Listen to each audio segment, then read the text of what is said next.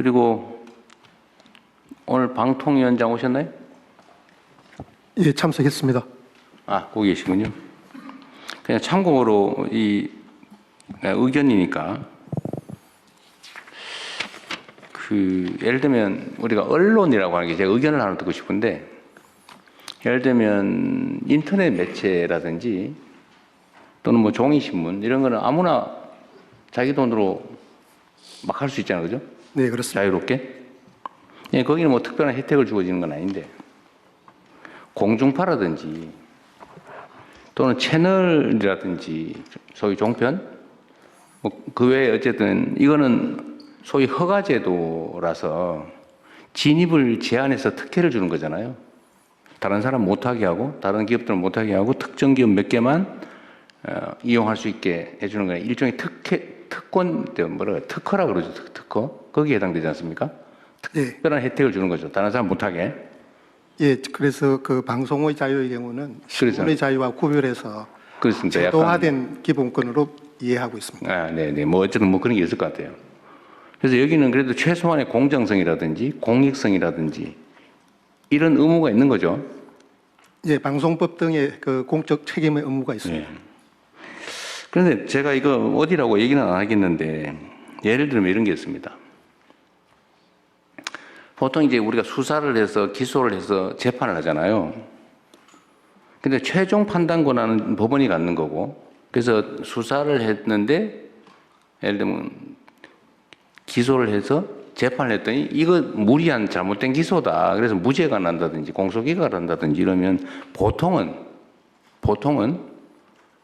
법원의 판결을 존중하고, 야, 이 기소가 무리했다든지 또 수사가 과했다든지 보통 이렇게 판단하잖아요. 그런데 특정한 사안의 경우는 무조건 검찰 편을 들어요.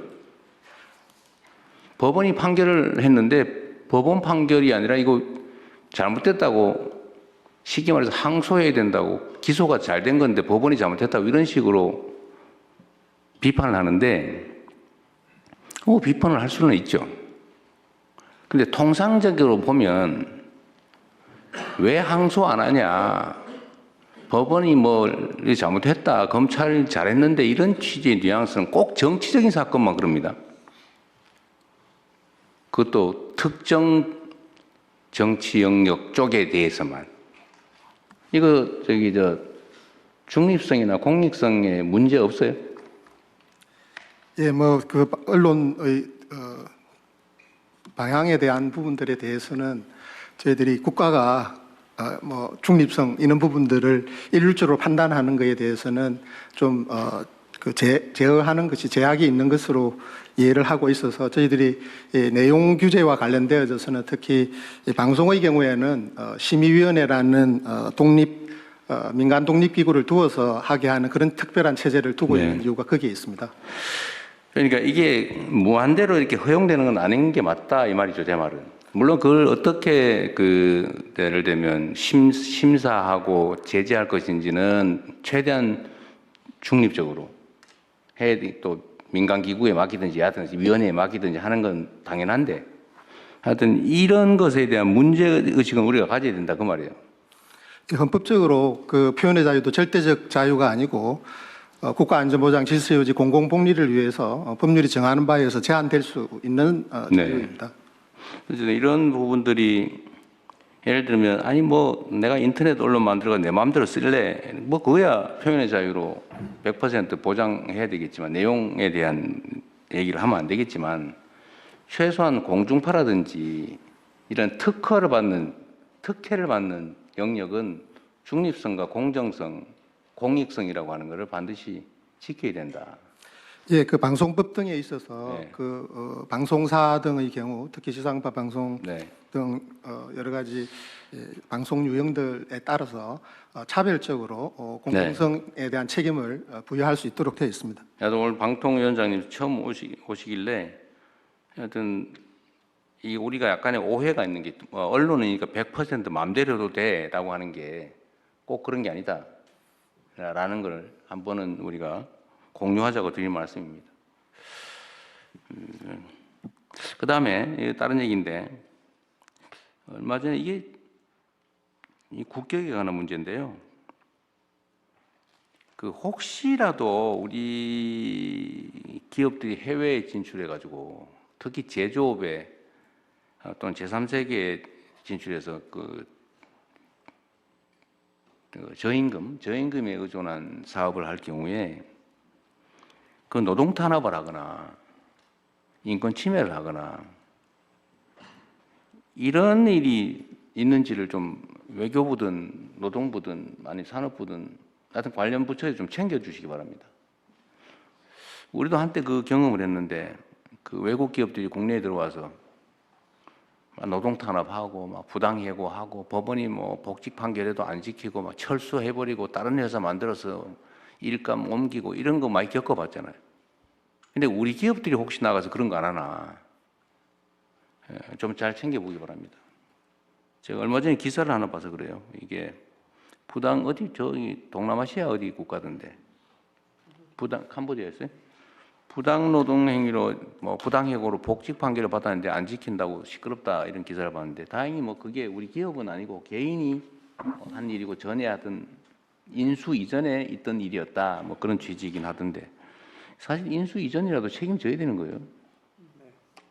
인수 이전에 해고를 했는데 내가 그 회사를 인수했으면 그 회사는 그대로 있는 거니까 그 회사가 책임져야 되고 현재 경영진은 거기에 대한 책임은 있는 거죠. 그리고 우리를 원망하잖아요. 예, 하여튼 좀 챙겨주시기 바랍니다. 이 국가적 위신에 관한 문제에서요. 그 말고도 어쨌든 외국인 노동자들에 대한 뭐 가해 행위, 폭행 또는 뭐 부당 행위 이런 것 가끔씩 문제되고 심지어 꽤 시간이 지나긴 했는데 우리 국민들이 어디 외국 공항에 갔다가 얻어맞고 도로 강제 송환당한 일이죠. 꽤 오래전 일이긴 합니다. 밉다고 공항 경찰이 폭행을 해가지고 도로 비행기에 실어 보낸 일이 있어요. 예. 지금은 뭐 한참 전 일이긴 합니다. 예. 어쨌든 대한민국이 국제적으로 이렇게 인정받는 시기인데 그런 구성원 일부의 그런 아주 저급한 욕망 때문에 국가적 망신 또 국가적 손실이 발생하지 않게 각 부처에서 잘 챙겨주기 바랍니다. 지방대 경쟁률이 최근에 많이 올라갔다고 하대요. 교육부? 네. 어느 정도예요? 내 언론에도 보고 드린 말씀인데. 네, 이번에 그 인서울보다 그러니까 지방대에 이게 많이 격차가 좁혀졌습니다. 아, 이번에. 그래요? 네. 원인은 뭐예요? 네. 원인은 뭐예요?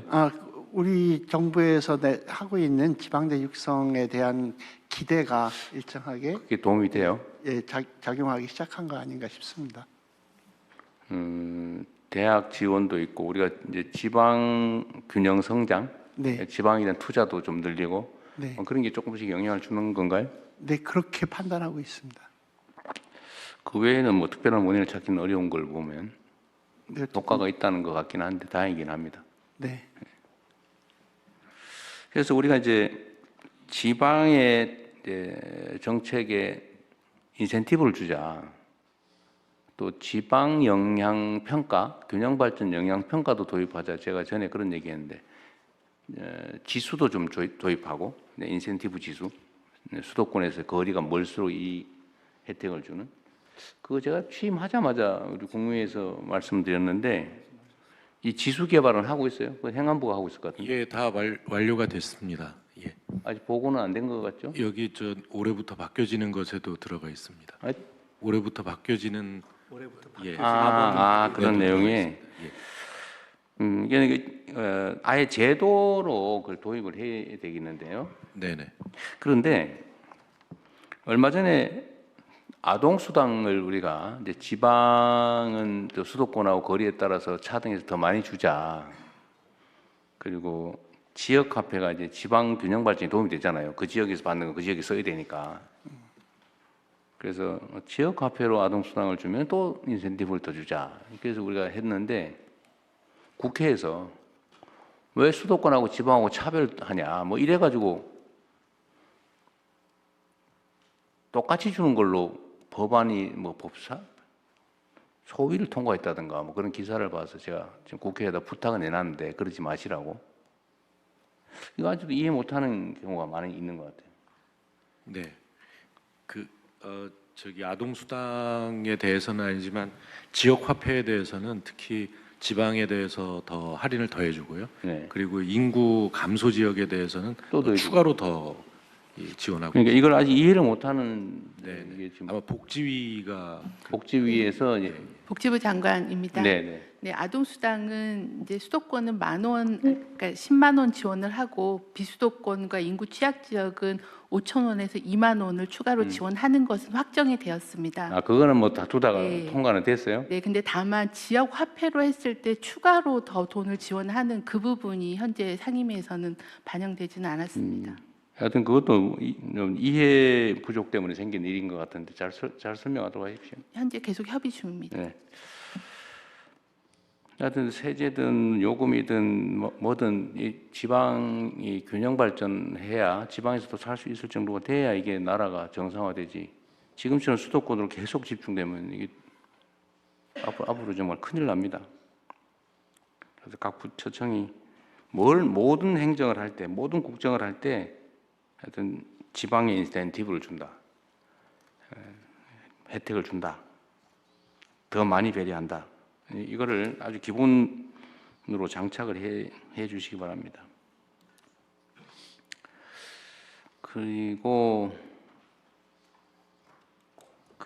지금 농어촌 기본소득 이것도 사실은 이제 지방 균형 발전 정책인데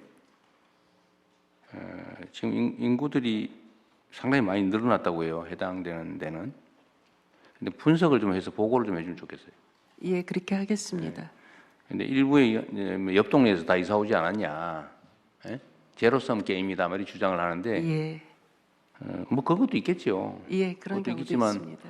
도심에서 이동하는 사람도 상당히 있습니다. 많다고 하거든요. 예, 근데 실제 실태가 어떤지를 좀 예, 그렇게 연구를 하겠습니다. 해보시고요. 네, 또 한 가지는 이걸 이제 2년만 한다고 하니까 미래 비전이 없잖아요. 아, 네, 이게 하면 제도라고 하는 건 하면 계속 해야지. 네. 2년만 하면 2년 후에 어떻게 하냐. 시범 사업이라는 점을 강조하고 있고요. 그러니까요. 시범 사업 성과를 바탕으로 해서 본 사업화한다라고. 문제가 그렇게 없으면 하고 계속 하는 거죠. 그렇습니다. 그리고 이제 이거는 조례를 만들든 예, 제도화해서 예. 계속해야 미래 설계를 하지 않겠어요? 저희 법률 제정까지도 검토하고 법률 제정해야 있습니다. 됩니다. 예, 잘하셨네요. 농림부가 잘하는 것 같아 보니까. 잘합니다. 네, 열심히 해주셔서 감사합니다. 그 다음에 6개월 후쯤에, 물론 뭐 반드시 6개월 후는 아닌데, 우리가 업무 보고를 다시 받기로 했잖아요. 그거 관련해서 각 부처청이 다 좀 들어오면 좋겠는데, 이 산하기관, 유관기관도 마찬가지인데, 하여튼 그때는 이번처럼 그냥 스크린하는 정도가 아니고, 제대로 하고 있나 체크해가지고 문책할 겁니다. 예를 들면, 기존에 있는 문제를 그대로 계속 방치한다든지, 지적된 문제들을 시정하지 않고 그냥 유지한다든지, 개선할 수 있는데도 개선하지 않고 있다든지, 좋은 제안이 있는데도 뭐 그냥 묵살한다든지, 이런 부분들을 집중적으로 잘 챙겨보도록 하겠습니다. 물론 이제 각 부처청도 산하기관들, 그 산하 공공기관들에 대해서 업무 보고 받으실 거 아닙니까 그때? 이번에는 좀 순서를 바꿔서 각 부처청이 먼저 받고 그 다음에 제가 업무 보고를 함께 받는 걸로 그렇게 하겠습니다. 그러니까 미리 우리 각 장관님들이나 처장님들, 청장님들도 그런 방향성을 가지고 평소에 좀 관리를 하도록 하십시오. 그동안의 지적사항이나 시정을 어떻게 했는지도 좀 정리하고 또 어떤 성과를 냈는지 또 현재 계류된 주요 현안이 뭔지 이렇게 좀 일목요연하게 이제 뻔한 거는 좀 빼고 좀 그렇게 보고 받으시고 또 보고하도록 준비해 주시기 바랍니다. 그리고 제가 보고받지 못한 나머지 공공기관들도 한번 보고하자고 했는데 지금 소식이 없으니까 그것도 챙겨 주시기 바랍니다. 뭐 하루 이틀 정도면 될 것 같은데 그리고 공공기관 개혁 방안 있잖아요. 이거 누가 할 거라 그랬죠? 예, 기재부가 총괄하고 각 부처별로 예, 아, 그래요? 관리하고 이렇게 하도록 하겠습니다. 재경부가 총괄. 총괄하고 네. 이 공공기관 개혁 더하기 지방 이전 동시에 공공기관들은 제가 장관님들 업무 보고 받는 걸 봤는데 몇 군데 그 아주 잘들 하고 계신 것 같고요. 그런데 보니까 제가 지적을 한 후에도 여전히 그러고 있는 데가 있대요. 그죠? 어디라고 말은 안 하겠습니다만. 그거 좀 엄히 훈계해야 됩니다. 그 분명히 대통령이 지적을 했는데 장관이 다시 보고받을 때 똑같은 태도를 보이고 있는데 이런 데는 할 수 있는 제재를 좀 하도록 하십시오. 공공기관들이 지금 정부보다 예산 지출이 더 많다는 거 아닙니까? 집행 예산이. 근데 그렇게 하면 안 되죠. 거기가 좀 빠릿빠릿하게 정신 차리고 잘 해야죠. 하여튼 공공기관 문제는 좀 관심을 갖고 계속 보겠습니다. 그다음에 국정을 하는데 하여튼 국정의 주체는 국민이니까 국민들 의견을 최대한 많이 듣도록 노력하시기 바랍니다. 국정의 주체가 국민이고 또 국민을 위해서 하는 게 국정이기 때문에 최대한 직접 민주주의적 요소를 많이 반영해 주세요. 의견도 좀 많이 들으시고 면담도 많이 하고 하여튼 접촉을 많이 해야 됩니다. 제가 정말 국무회의 우리 토론방에 댓글도 좀 읽어보라고 그랬잖아요. 그죠? 네, 그런 것도 읽어보세요. 그거 보면 좋은 아이디어 많습니다. 그 다음에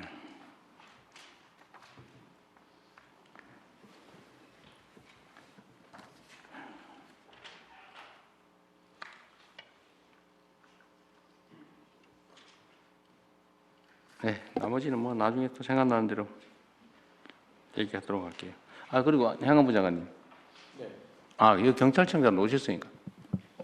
예, 경찰청장 지금 저번에 이 그 댓글 조작 여론 조작 업무방해 이거 예, 예. 혹시 뭐 수사를 책임 기관을 만들어서 한다고 뭐 그랬던가요? 예, 사이버 수사 심의관을 TF 팀장으로 해서 하고 있어요? 예, 예, 전담팀을 편성해서 지금 하고 있습니다. 네, 알겠습니다. 네, 나머지는 우리 총리께서 업무 진행하시죠. 이후 회의는 국무총리께서 진행해 주시겠습니다. 대통령님 아까 말씀하신 것 중에 하나만 조금 추가로 그 농어촌 기본소득 등 인구 증가 영향 분석 말씀을 주셨는데 그것도 그렇고 햇볕 연금이라든가 이런 부분 신안 등등도 제가 가서 보니까 는 데가 있는데 제가 현재 가서 여쭤봤거든요. 어디서 어떤 분들이 왜 왔는지 물어봤냐. 근데 의외로 그런 조사를 안 했더라고요. 좀 아까 얘기한 거예요. 의외였어요. 그래서 그거를 다 정체적으로 그 농림부 외에도 좀 행안부가 점검을 해보는 게 좋을 것 같아요. 예, 신안군은 저희가 조사를 하겠습니다. 저희 인구 감소 지역이고에서요. 이건 아마 각 지방 정부에서 다 하고는 있을 텐데 왜냐하면 이게 대상자인지 아닌지 하려면 실제 사는지 어디서 뭐 했는지를 조사는 할 테니까 네. 하면 나중에 통계적으로 분석해 보면 해당 지방 정부에서 네. 확인해 보니까 안 하는 경우들이 있어서 안 하는데 좀 그때는. 안 했더라고요. 네. 네. 이후 순서는 그러면 제가 진행하겠습니다. 먼저 부처 보고가 있겠습니다. 대통령님 방중 방일 성과 및 후속 조치 계획 외교부 장관님께서 보고해 주시기 바랍니다.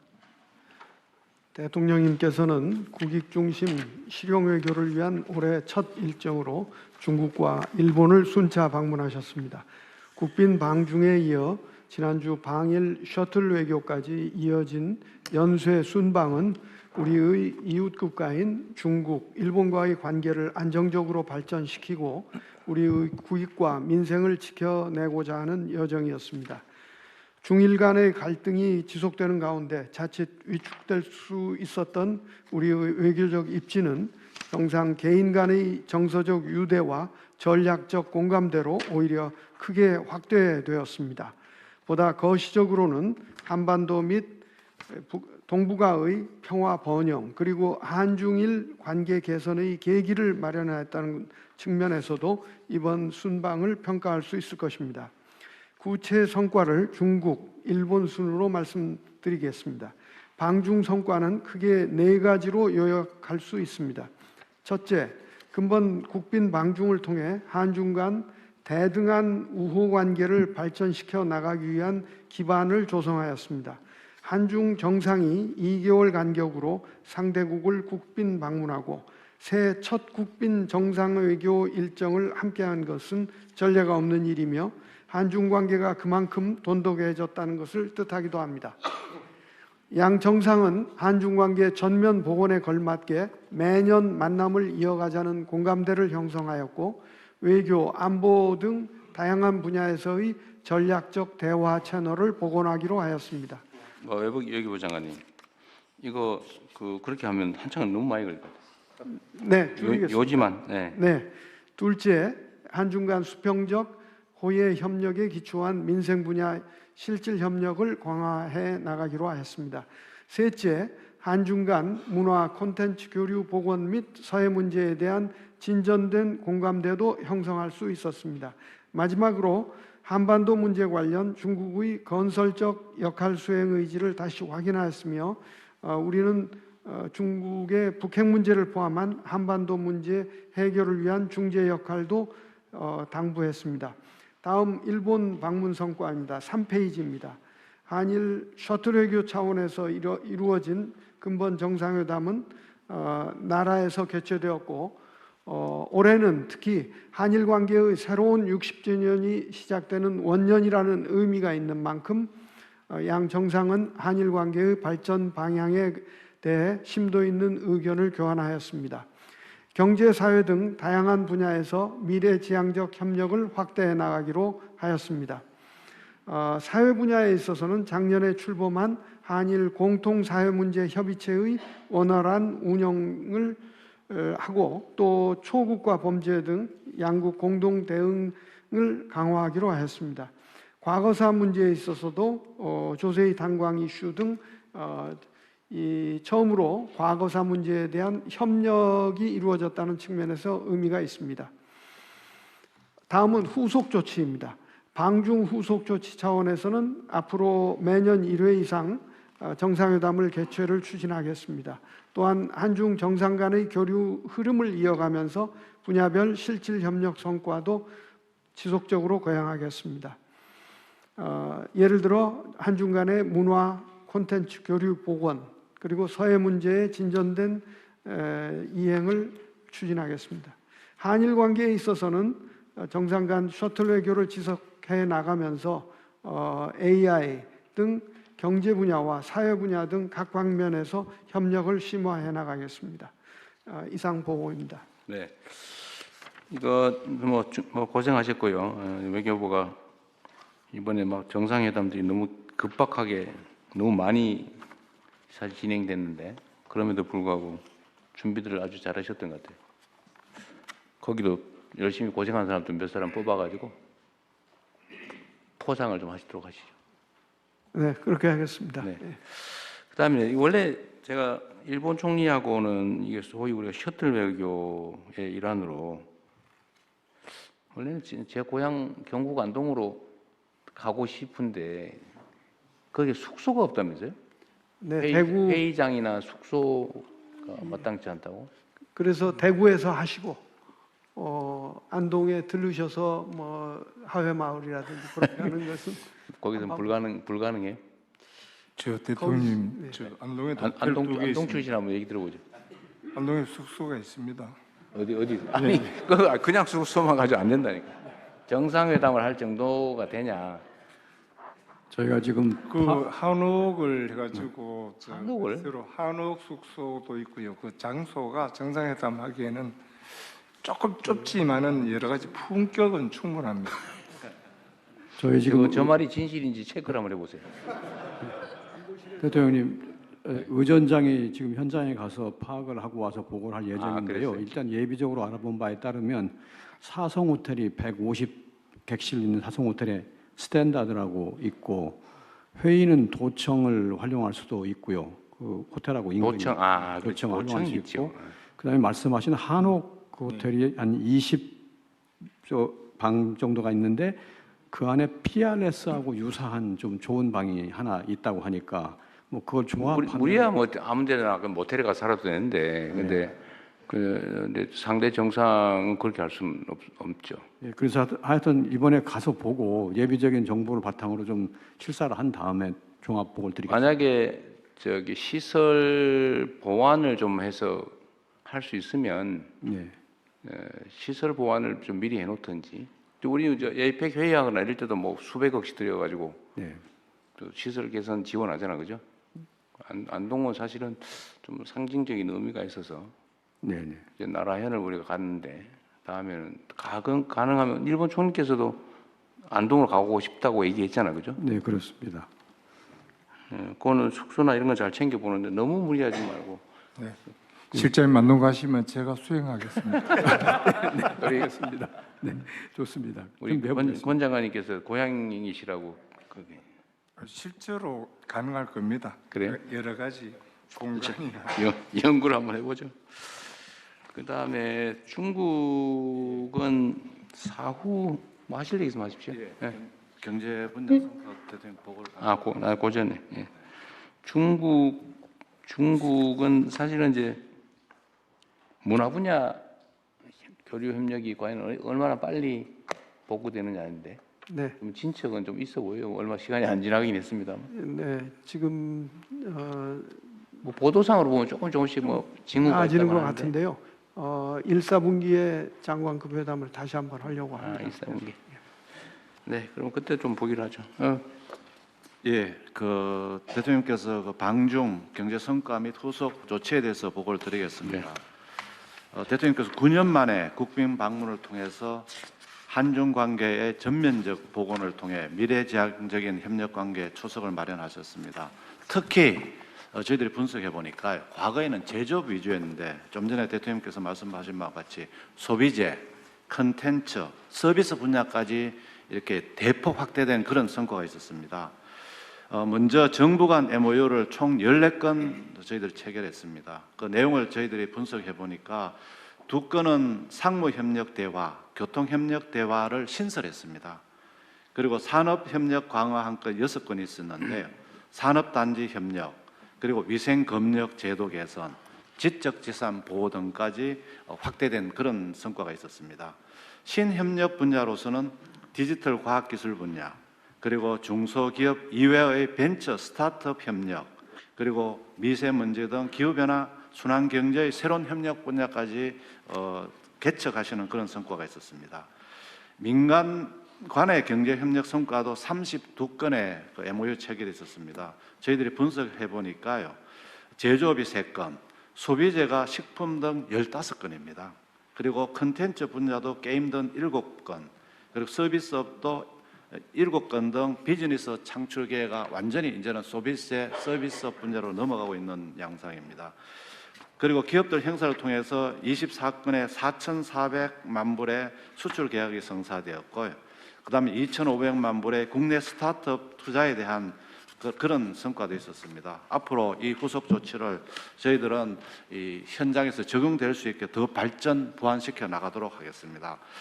이번 기회에 저희들이 대통령께서 작년 6월 이후에 그 활동하신 걸 저희들 다 분석을 해보니까요, 20차례의 정상회담, 그리고 그 안에서 세부적으로 50차례의 또 세부적인 정상회담까지 성과가 있었고요. 정부 간에만 73건의 어떤 MOU 체결이 있었습니다. 그래서 과거에 보면은 MOU는 MOU다 하는 이런 속설까지 있습니다만, 이번 기회는 이걸 불식시켜서 MOU가 본 계약으로 체결이 되고 실질적인 협력 성과까지 이루어질 수 있도록 관계부처하고 협의를 해서 저희들이 차근차근 이렇게 준비해 나가도록 하겠습니다. 이상 보고를 마치겠습니다. 그 정상회담 전후로 거기서 뭐 이런 계약이나 기업 간 MOU 이런 걸 했다는 거예요? 예, 정상회담 계기에 대통령 임석하에서 한 게 74건 정도가 되고 또 민간 기업들이 별도로 한 걸 저희들이 보니까 또 한종만 해도 30건이 넘고 이런 그런 상황입니다. 네, 수고하셨습니다. 뭐 다른 분들 말씀하시죠. 다음 보고로 넘어갈까요? 네, 저기 대통령님 제가 네. 식약처장 왼쪽에 있습니다. 네, 아이, 감사합니다. 지난번에 11월에 대통령님께서 UAE 다녀오셔서 네. 저희가 거기서 MOU를 했는데 지난주 금요일 날 UAE에서 그 대사관에서 공식 서한이 왔는데 UAE에서 식약처를 이제 참조 기관으로 인정한다는 서한이 2달 만에 왔습니다. 그렇게 되면 우리나라 K-바이오의 의약품 의료기기 진출이 굉장히 간편해지고 빨라져서 최소한 한 7개월 정도 빨리 진출을 할 수 있을 것 같습니다. 네, 네. 감사드립니다. 잘하셨습니다. 네.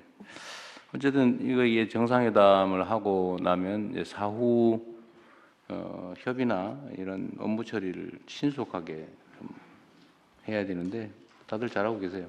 속도를 내야 됩니다. 어쨌든 제가 자주 말하지만 하여튼 이 공무 영역은 너무 느려요. 제가 보긴. 그래서 가능하면 속도를 빨리 좀 내주면 좋겠습니다. 잘하고 계셔서 고맙습니다. 네, 외교부, 경제부 두 부의 보고에 대해서 더 추가 의견 있으신가요? 없으시면 네. 원안대로 접수하겠습니다. 다음은 대한민국 임시정부 상하이 청사 활용 확대 방안을 국가보훈부 장관, 외교부 장관님 먼저 순서대로 보고해 주시고 의견 말씀 듣겠습니다. 네, 국가보훈부 장관 보고 드리겠습니다. 상해 임시정부 청사 활용 방안에 대해서는 이전까지는 상하이시나 항포구청은 자기들이 알아서 할 테니까 우리 국가보훈부나 총영사관에서는 관여 안 했으면 좋겠다 이런 입장이었답니다. 대통령께서 다녀가시고 난 다음에는 테이블에 앉아서 같이 협의를 해보자 자세가 확실하게 맺겠다는 이야기를 베이징 노대사님과 여기 총영사관의 총영사 부영사로부터 말씀을 들었습니다. 일단 상하이는 우리 국외 독립운동 사적지로 관리하는 지역이 한 31군데 있습니다. 이 중에 독립운동 사적지로서 상해 임시정부 청사가 가장 대표적입니다. 이 대표적인 것이 현재 항포구청에서는 이전 및 철거는 불가하고 원형 지속 보존 지역으로 지정돼 있기 때문에 당분간은 원형이 훼손되는 일은 없을 것으로 저희들은 판단을 합니다. 기원품점에 대해서 대통령께서 말씀하셨지만은 이거는 2015년까지 판매하다가 중국 당국에 의해서 판매 중단을 시킨 것입니다. 그다음에 구체적인 추진 방안은 현재 저희들이 인정청사 건물이 1호부터 12호까지 있는데 저희들은 3, 4, 5호를 쓰고 있습니다. 저희들 계획은 1, 2호까지 저희들이 활용을 해서 여기에 상설 전시관, 굿즈 판매점 이런 것을 이거 좀 올려보세요. 예, 여기 1, 2호실까지 저희들이 임차를 하든 사용을 해서 여기 굿즈 판매점 또 상설 전시관으로 활용했으면 하는 것이 저희들의 계획입니다. 그리고 대통령께서 말씀하셨던 그 리모델링 하게 되면은 체류형 체험 공간으로 좀 활용했으면 좋겠다고 말씀을 하셨는데 이 점에 대해서도 저희들이 구체적으로 검토를 하겠습니다. 추진 방식은 아까 말씀드렸듯이 이제까지는 중국 정부 상하이 당국에서는 자기들 일이니까 관여하지 말라는 입장에서 이제는 우리 예산 지원이라든가 우리 민간 기업이 와서 개발에 좀 참여해 줬으면 좋겠다는 뜻을 비친 바가 있습니다. 1993년도에는 우리 삼성이 임시정부 청사 보건 지원에 약 30만 달러 지원을 했었고요. 2004년에는 현대차 그룹이 청사 보존을 위해서 재개발을 유보하도록 하는데 노력을 한 바가 있습니다. 따라서 저희들은 이번에도 이 1, 2호실이라든가 이 저희들 계획을 구체적으로 실현하기 위해서는 국내 민간 기업 협조를 받을 예정입니다. 여기는 산업부라든가 중소기업 벤처부의 도움이 좀 필요한 그런 실정입니다. 그다음에 굿즈 판매점에 대해서는 아까 말씀드렸기 때문에 설명을 생략하도록 하겠습니다. 이 굿즈 제작은 또 문화체육관광부하고 저희들이 협조를 받아야 할 사항이기 때문에 이 점에 대해서도 추후 협조를 좀 부탁을 드리겠습니다. 대통령께서 언급하셨던 임정청사 연계 보훈관광 벨트는 현재 상해에 저희들이 사적지가 31곳이 있습니다.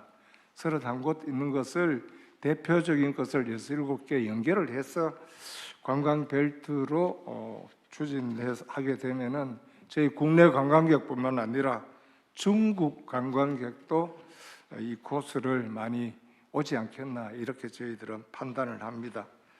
이는 마찬가지로 상하이에 있는 한국문화원, 그다음에 관광공사 상하이시사 등과 저희들이 협조하도록 그렇게 계획을 세우고 있습니다. 그다음에 임정청사 연계 문화행사 개최는 일단 4월 29일이 윤석열 의사 의거일입니다. 그다음에 원래는 백범 탄신 150주년이 되기 때문에 주요 독립운동 계기의 임정청사 연계 문화행사를 추진하고자 준비를 하고 있습니다. 구체적인 컨텐츠까지는 저희들이 아직 정하지를 못하고 있습니다.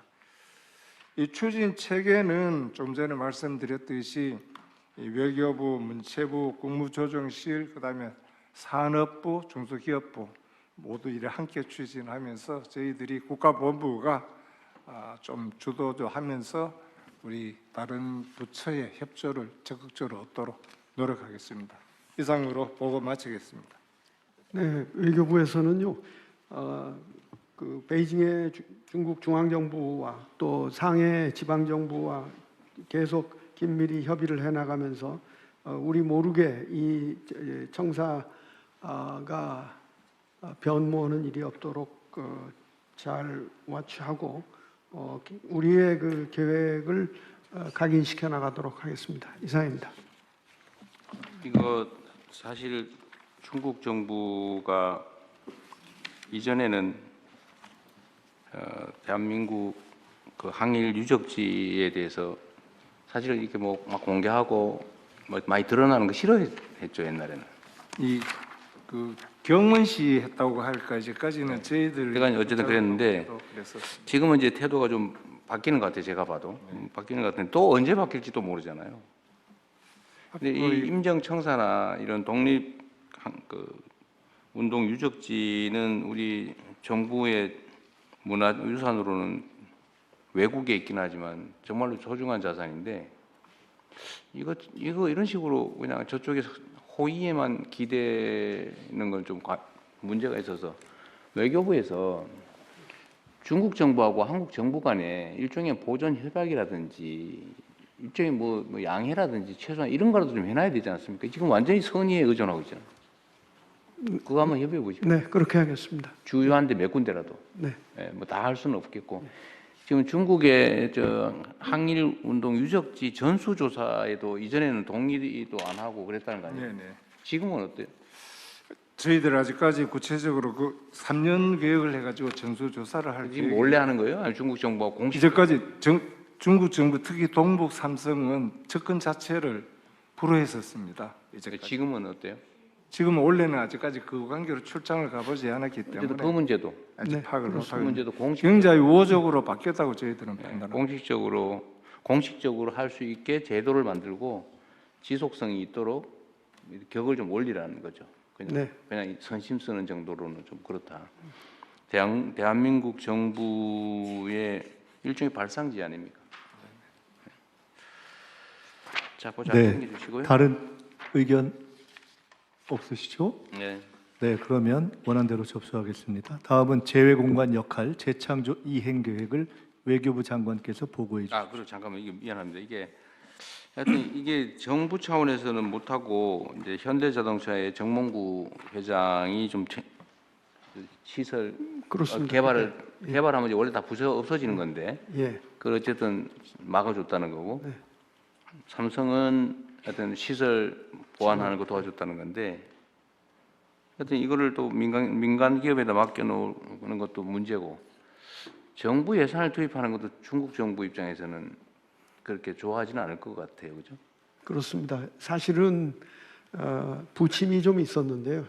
어떤 경우에는 오히려 조용히 하는 것이 더 네. 효과적일 때도 있었고 그래서 중국 쪽하고 협의를 하고 네. 가능하면은 그걸 공식화하는 게 예, 뒤돌릴 수 없는 방향으로 네. 뭘 만들어 보겠습니다. 그래서 한중 관계의 일종의 뭐 지표 같은 거기도 하니까 네. 중국에 있는 그 항일 독립운동 유적지 중에 이게 지금 우리한테 제일 네. 사실은 상징적이죠. 상해 중경에 하나 예. 또 있죠. 예. 그런데 거기도 한번 따로 또 챙겨보시고. 네, 그렇게 하겠습니다. 하여튼 이게 이 중요한 사실은 역사적 시설물인데 이거 너무 오랫동안 방치해놨던 것 같습니다. 네. 네. 국가유산청장입니다. 예. 국가유산청장입니다. 네네. 저희 국가유산청장청에서는 이 국외 문화재를 부동산을 우리 관리와 같이 하고 있습니다.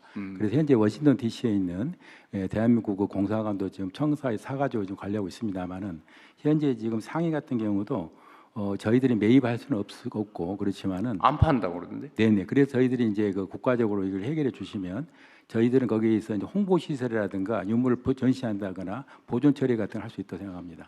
그러니까 여기를 그냥 막 마지못해 관리하듯이 하면 안 되고 그 동네 지역 경제에도 도움이 되는 방식으로 뭔가 좀 활발하게 네네. 관광객도 좀 많이 오고 뭔가 동네에 도움이 돼야지 동네 흉물이 되면 안 되잖아요. 알겠습니다. 네. 네. 하여튼 연구를 좀 많이 해보십시오. 네, 그러면은 재공관 역할 재창조할 이행 계획을 보고 드리겠습니다. 글로벌 환경 변화에 대한 신속하고 효율적인 대응과 K 이니셔티브 확산 지원을 위해 해외에서의 팀 코리아 총력 체제 구축이 절실한 상황입니다. 이런 가운데 팀 코리아 체제의 구심점이자 K 이니셔티브 확산의 교두보로서 우리 정부를 대표하는 173개의 제휴공관 역할이 그 어느 때보다 중요합니다. 이에 부응하려면은 제휴공관의 운영 체제를 개편하고 역할을 창조하며 또 공공기관의 해외 지사 활동의 분절화를 극복하는 것이 기요합니다. 이를 위해 외교부는 관계부처와 함께 거점 공관 체제 개편, 공관과 현지 공공기관 간의 공조 체제 재정비, 외교 인프라 개선, 업무 혁신 등을 추진해 나가고자 합니다. 자료 1페이지부터입니다. 우선 거점 공관 체제로 재편은 제외 공관을 거점 공관 체제로 재편하고 공관 인력을 효율적으로 재배치하는 것입니다. 그리고 운영 방식을 과감히 혁신하겠습니다. 그 연장선상에서 부산 엑스포 때 약속을 했던 12개의 공관은 지금 상대부 관계의 관계를 고려해서 주 별도를 보고 드리겠습니다만 대폭 혁신하겠습니다. 다음 자료 2페이지입니다. 제휴공관과 현지 잠깐만요. 네. 뭐 장관님의 문제는 아니고 이 자료 있잖아요. 이거 누가 지금 틀고 있어요? 이 자료 좀 정성스럽게 하세요. 그리고 이게 다 우리 국민들께서 관심을 가지고 자기한테 이해관계 있으면 들여다보고 싶은데 이렇게 무성의하게 하지 말고요. 카메라도 가끔씩 내용을 좀 찍어주세요.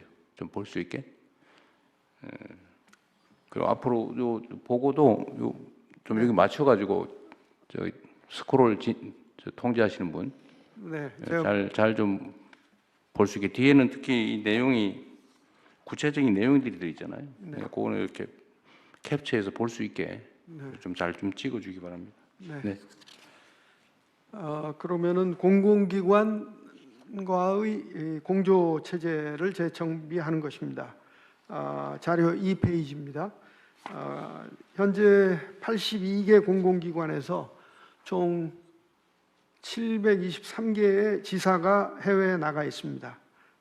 이러한 공공기관의 지사들과 대사관과의 관계를 재정비하는 것입니다. 그 일환으로 재경부, 외교부, 산업통상부 등 관계부처 협의체를 구성해가지고 공공기관 해외 지사를 물리적으로, 기능적으로 일원화를 하는 것부터 시작해서 운영의 효율성과 이용의 편의성을 높이겠습니다. 우선 관계부처 합동으로 코트라 무역관 등의 여유 공간이 존재하는 경우 6개 지역부터 해외 지사를 한 곳으로 모으는 K-마루 조성 사업을 추진하겠습니다. 나아가서 재외공관 통합청사 건립을 통해 일원화를 확대하고, 일원화가 어려울 경우에는 상호 인근 지역으로 해외 지사를 모으는 방법도 추진하겠습니다. 무엇보다도 공관 주도하에서 모든 현지 진출 공공기관들이 참여하는 K 이니셔티브 협의체를 운영하여 팀 코리아 체제를 강화하겠습니다. 이를 위해서는 공관장 앞으로 보고 체계를 확립하고 또 외국 사례를 참고해서 이들 해외 지사에 대한 대사의 조정, 지휘, 감독 방안도 추진하고자 합니다. 참고로 영국과 프랑스 등은 대사들이 이런 권한을 가지고 있습니다. 다음 3페이지입니다. 외교 인프라 개선입니다. 신규 외교부 인력은 더 교육을 강화하고 AI 플랫폼을 구축하고 공관장 평가를 보완 개선하고 그리고 주재관 선발 및 관리 감독을 통해서 외교 인프라를 개선하는 내용입니다. 먼저 인력 교육입니다. 그동안 인사혁신처가 투명하고 공정한 절차를 거쳐서 우수한 외교관들을 선발해 왔습니다. 그러나 앞으로는 여기에 더해서 현장 실습과 토론형 수업 확대, 그리고 국제법과 AI를 비롯한 새로운 강좌를 신설해서 그야말로 정의의 외교 인력으로 양성해 나가겠습니다. 또한 업무 효율성을 높이고 대국민 서비스 제고를 위해서 AI 플랫폼을 단계적으로 외교부 본부뿐이 아니라 제외 공관까지 전부 연계시켜서 만들겠습니다. 다음, 공관장 평가 제도를 보완 개선함으로써 해외에서 우리 정부를 대표하는 공관장이 그 개인 활동과 기여에 대한 평가를 내실화하도록 하겠습니다. 이를 위해서 평가 담당 대사를 신설해서 활용하겠습니다. 다음으로 외교 인프라 중요 요소의 하나인 주재관 선발과 지휘 감독 또 강화 문제입니다. 사실 주재관 문제에 관해서는 여러 국무위원님들 또 청장님들께서도 저에게 좀 주재관 자리를 하나 늘려야겠다 이런 말씀을 그동안 쭉 해오셨습니다. 사실 해외에 이러한 주재관 자리가 하나 늘면은 장관이나 또 기관장은 인기도 올라가고 조직 장악력이 더 좋습니다. 그러나 그 주재관 한 개 직위 운영 비용은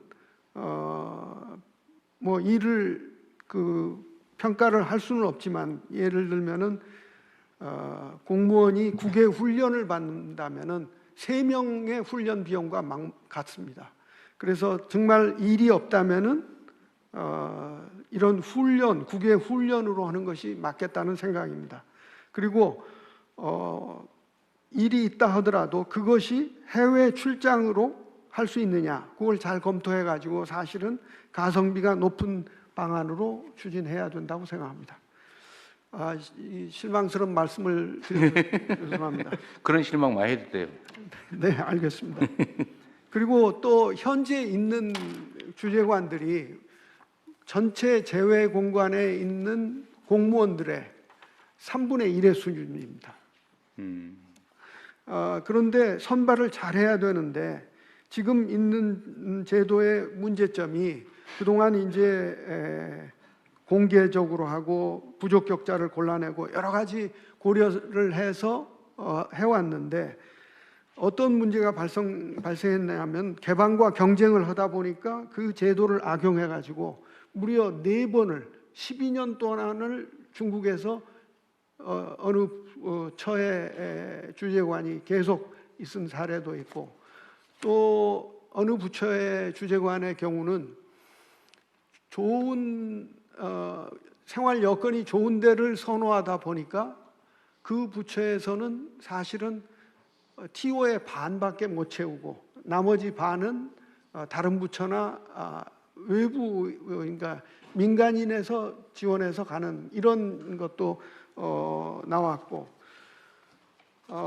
그래서 예를 들면은 제가 있었던 인도의 국세관은 상당한 역할을 하고 있었는데 보니까 이번에 없어졌습니다.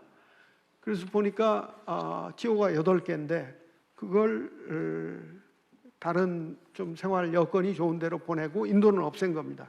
그래서 이런 것들도 앞으로 좀 지양하기 위해서 협조를 요청드리겠습니다. 그리고 이제 이러한 재공관 직원에 대한 공관장의 지휘 감독권을 강화하는 것이 대단히 중요합니다. 물론 주재관들이 열심히 일을 하고 있지만은 그 업무가 정당하게 평가를 받고 또 잘못했을 경우에 예를 들어 본국으로 소환도 할 수 있는 이런 것을 하기 위해서는 공관장에게 책임을 주고 여기에 대한 평가도 공관장이 받도록 해야 됩니다. 우수 주재관에 대한 포상과 비위 주재관에 대한 신상필벌, 이것은 필수적이라고 생각합니다. 제가 몇 가지만 말씀을 드리면요. 작년에도 멕시코에서 어느 주재관이 현지인 폭행 등의 문제로 외교부에서 분명히 중징계를 했는데 그게 중징계가 의미가 없어진 것이 원소속 부처로 가가지고 아무런 징계를 받지 않았습니다.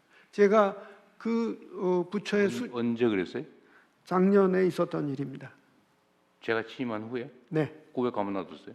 제가 그분한테 그러니까 부탁을 했습니다. 이건 꼭 징계를 해주십시오. 근데 이미 시효가 지났고 뭐 여러 가지 이유로 인해서 안 됐습니다.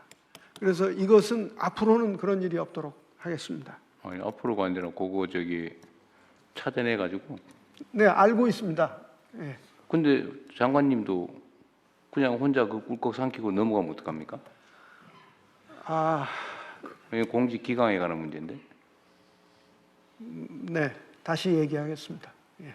별도로 그거는 총리님 챙기실래요? 확인 좀 챙겨가지고 제가 전체 경과를 다 확인한 다음에 제가 확인하고 한 부처에서 그 내려진 징계는 일괄적으로 인사에 적용될 수 있도록 아예 정비를 하겠습니다. 그리고 요 사례도 체크를 이것도 확인해서 왜 방치했는지 경위도 확인하고 방치를 왜 또 방치했는지 예, 그 전체적으로 경위 확인하고 적용함과 함께 제도와 해당 문제에 대한 점검까지 하겠습니다. 요 사례도 별도로 원인을 찾아서 저기 넘어가면 안 되죠. 네, 그냥 넘어가지 않고 잘 아는 장관님이셨어요? 제가 그냥 넘어가지 않겠다고 2번이나 얘기를 했기 때문에 오늘 이렇게 말씀을 드리는 겁니다. 과정 중이에요? 예. 알았습니다. 예. 따로 챙겨서 별도 보고해 주십시오. 다음 자료 4페이지로 넘어가겠습니다. 이러한 운영 방식의 혁신을 토대로 추진 업무의 분야별 혁신 연계를 통해서 K 이니셔티브 확산 효과를 최대한 끌어올리겠습니다. 우선 재외국민 보호와 관련해서는 지역별로 전략을 수립하고 디지털 기술을 활용해서 예방, 대응을 최적화하고 또 동포 전담 영사도 확충하고 그래서 동포들의 권익을 향상시키겠습니다. 또한 현지에서 맞춤형 포괄적 연계 사업을 통해 K 이니셔티브 확산에 기여하겠습니다. 다음은 자료 5페이지입니다. 전방위적인 경제 외교를 통해서 재외 공관을 수출 수주의 전진 기지로 거듭나게 할 것이며 재외 공관 주도하에 현장에서의 무상 원조 체계를 통합하고 문화, AI 관련 신규 사업을 발굴하는 등 ODA 사업의 효과적인 효율적인 수행도 힘써 나가겠습니다. 지난번 대통령님께서 재외공관에 화장품 하나라도 더 팔아야 된다는 말씀은 전부 전파가 돼서 그런 정신 자세로 지금 임하고 있다는 말씀을 드립니다. 그래서 앞으로 제외공관이 이런 제도적 보완을 통해서 재창조되고 팀 코리아 체제로 그야말로 국익을 위해 노력하는 우리 공관으로 거듭나도록 하겠습니다. 이상입니다. 네. 어쨌든 뭐 기획은 아주 잘하신 것 같고요. 근데 재외 공간을 앞으로는 뭐 문화, 기업 진출 교도부로 만든다. 그다음에 해당 지역의 우리 교민들 통합의 중심으로 만든다. 이게 이제 핵심인데 다른 관련 부처들도 다 이거 논의 같이 하신 거예요? 앞으로 예를 들면 재외 공간을 어떻게 활용할 것인지 네, 예, 다 의논하신 거예요? 그렇습니다. 총리실에서 또 함께 하겠습니다. 이제 동포청장인데요. 여기 카메라 뒤편에 있습니다. 네. 예. 관련해서 한 가지 좀 그 건의 말씀을 말씀하십시오. 드리면은 여기에 지금 분야별 혁신 4가지 추진 과제 중에서 재외국민 보호 최적화와 동포 지원 역량 강화가 돼 있는데 여기에 지금 그 재외 거점 공간 분야에는 이 부분이 좀 거점 공간 배치하는데 이 부분에 대한 고려가 지금 빠져 있습니다. 그러니까 나머지 3개 과제를 중심으로 해서 거점 공간을 배치를 하는 기준을 이렇게 삼았는데 실제로 보면은 동포 밀집 거주 지역이나 거주국의 치안 상황, 그다음에 사건 사고 다발 지역 이런 문제들도 같이 여기에 좀 고려가 돼야 되지 않을까 싶어서 건의드립니다. 네. 그 이제 총영사관은 당연히 그렇게 해야 될 것 같고, 그런데 예를 들면 대사관은 사실은 그 동포 밀집 지역으로 하기는 좀 어렵겠죠. 그러니까 그거는 특성에 따라서 업무에 따라서 잘 분석해서 네. 가십시오. 대통령님, 저 산업부 장관입니다. 오른쪽에 있습니다. 네. 그 지난번에 한번 말씀드린 적이 있었는데 제 생각에는 거버넌스도 중요하지만 공관장이 어떤 자세를 가지고 하느냐가 제 경험은 무엇보다도 중요했던 기억이 네. 있습니다.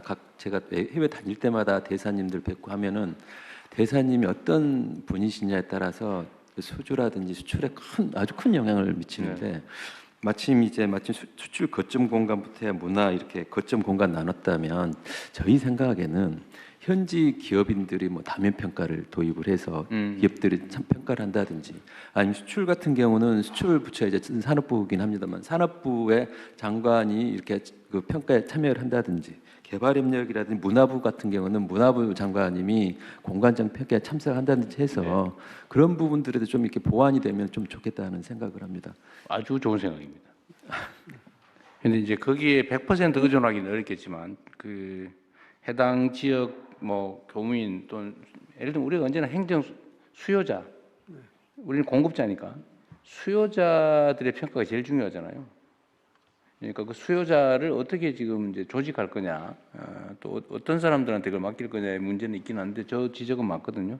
기업, 문화, 교민 이쪽의 평가를 어떻게 반영할지 연구를 해가지고 그것도 인사에 반영하는 방안을 한번 찾아보시죠. 네, 사실상 그런 것이 비공식적으로는 해오고 있습니다. 예를 들어서 교민사회에서 평판을 듣는 정도겠죠. 그렇습니다. 예, 그걸 어떻게 좀 제도화할 것인지 네. 고민을 해보겠습니다. 저도 사실은 그 말씀을 드리려고 했는데 이게 지금 재외 공간들은 물리적으로 지금 해외에 나가서 동떨어져 있잖아요. 그러다 보니까 그 창피스럽게 무슨 뭐 현지 뭐 직원들을 뭐 성추행을 했느니 무슨 뭐 폭언을 했느니 뭐 이런 거 사실 상당히 뉴스도 많이 나오고 그 그런 망신이 없지 않습니까? 그래도 예를 들면 우리가 뭐 무슨 대사 이러면 우리는 볼 때 좀 훌륭한 뭐 대단한 분으로 생각하는데 가만 보니까 욕이나 하고 무슨 뭐 폭행이나 하고 어디 성추행이나 하고 그 말이 안 되잖아요, 그죠? 근데 실제로 그런 사례가 꽤 있는 이유는 감독으로부터 동떨어져 있기 때문인데 아까도 말씀도 하셨지만 어떤 암행 감찰을 하든지 네. 아니면 현지 기업이나 주민들이나 아니면 뭐 쪽에 의견을 좀 상시적으로 듣든지 하여튼 수를 좀 내긴 내야 될 것 같아요. 네.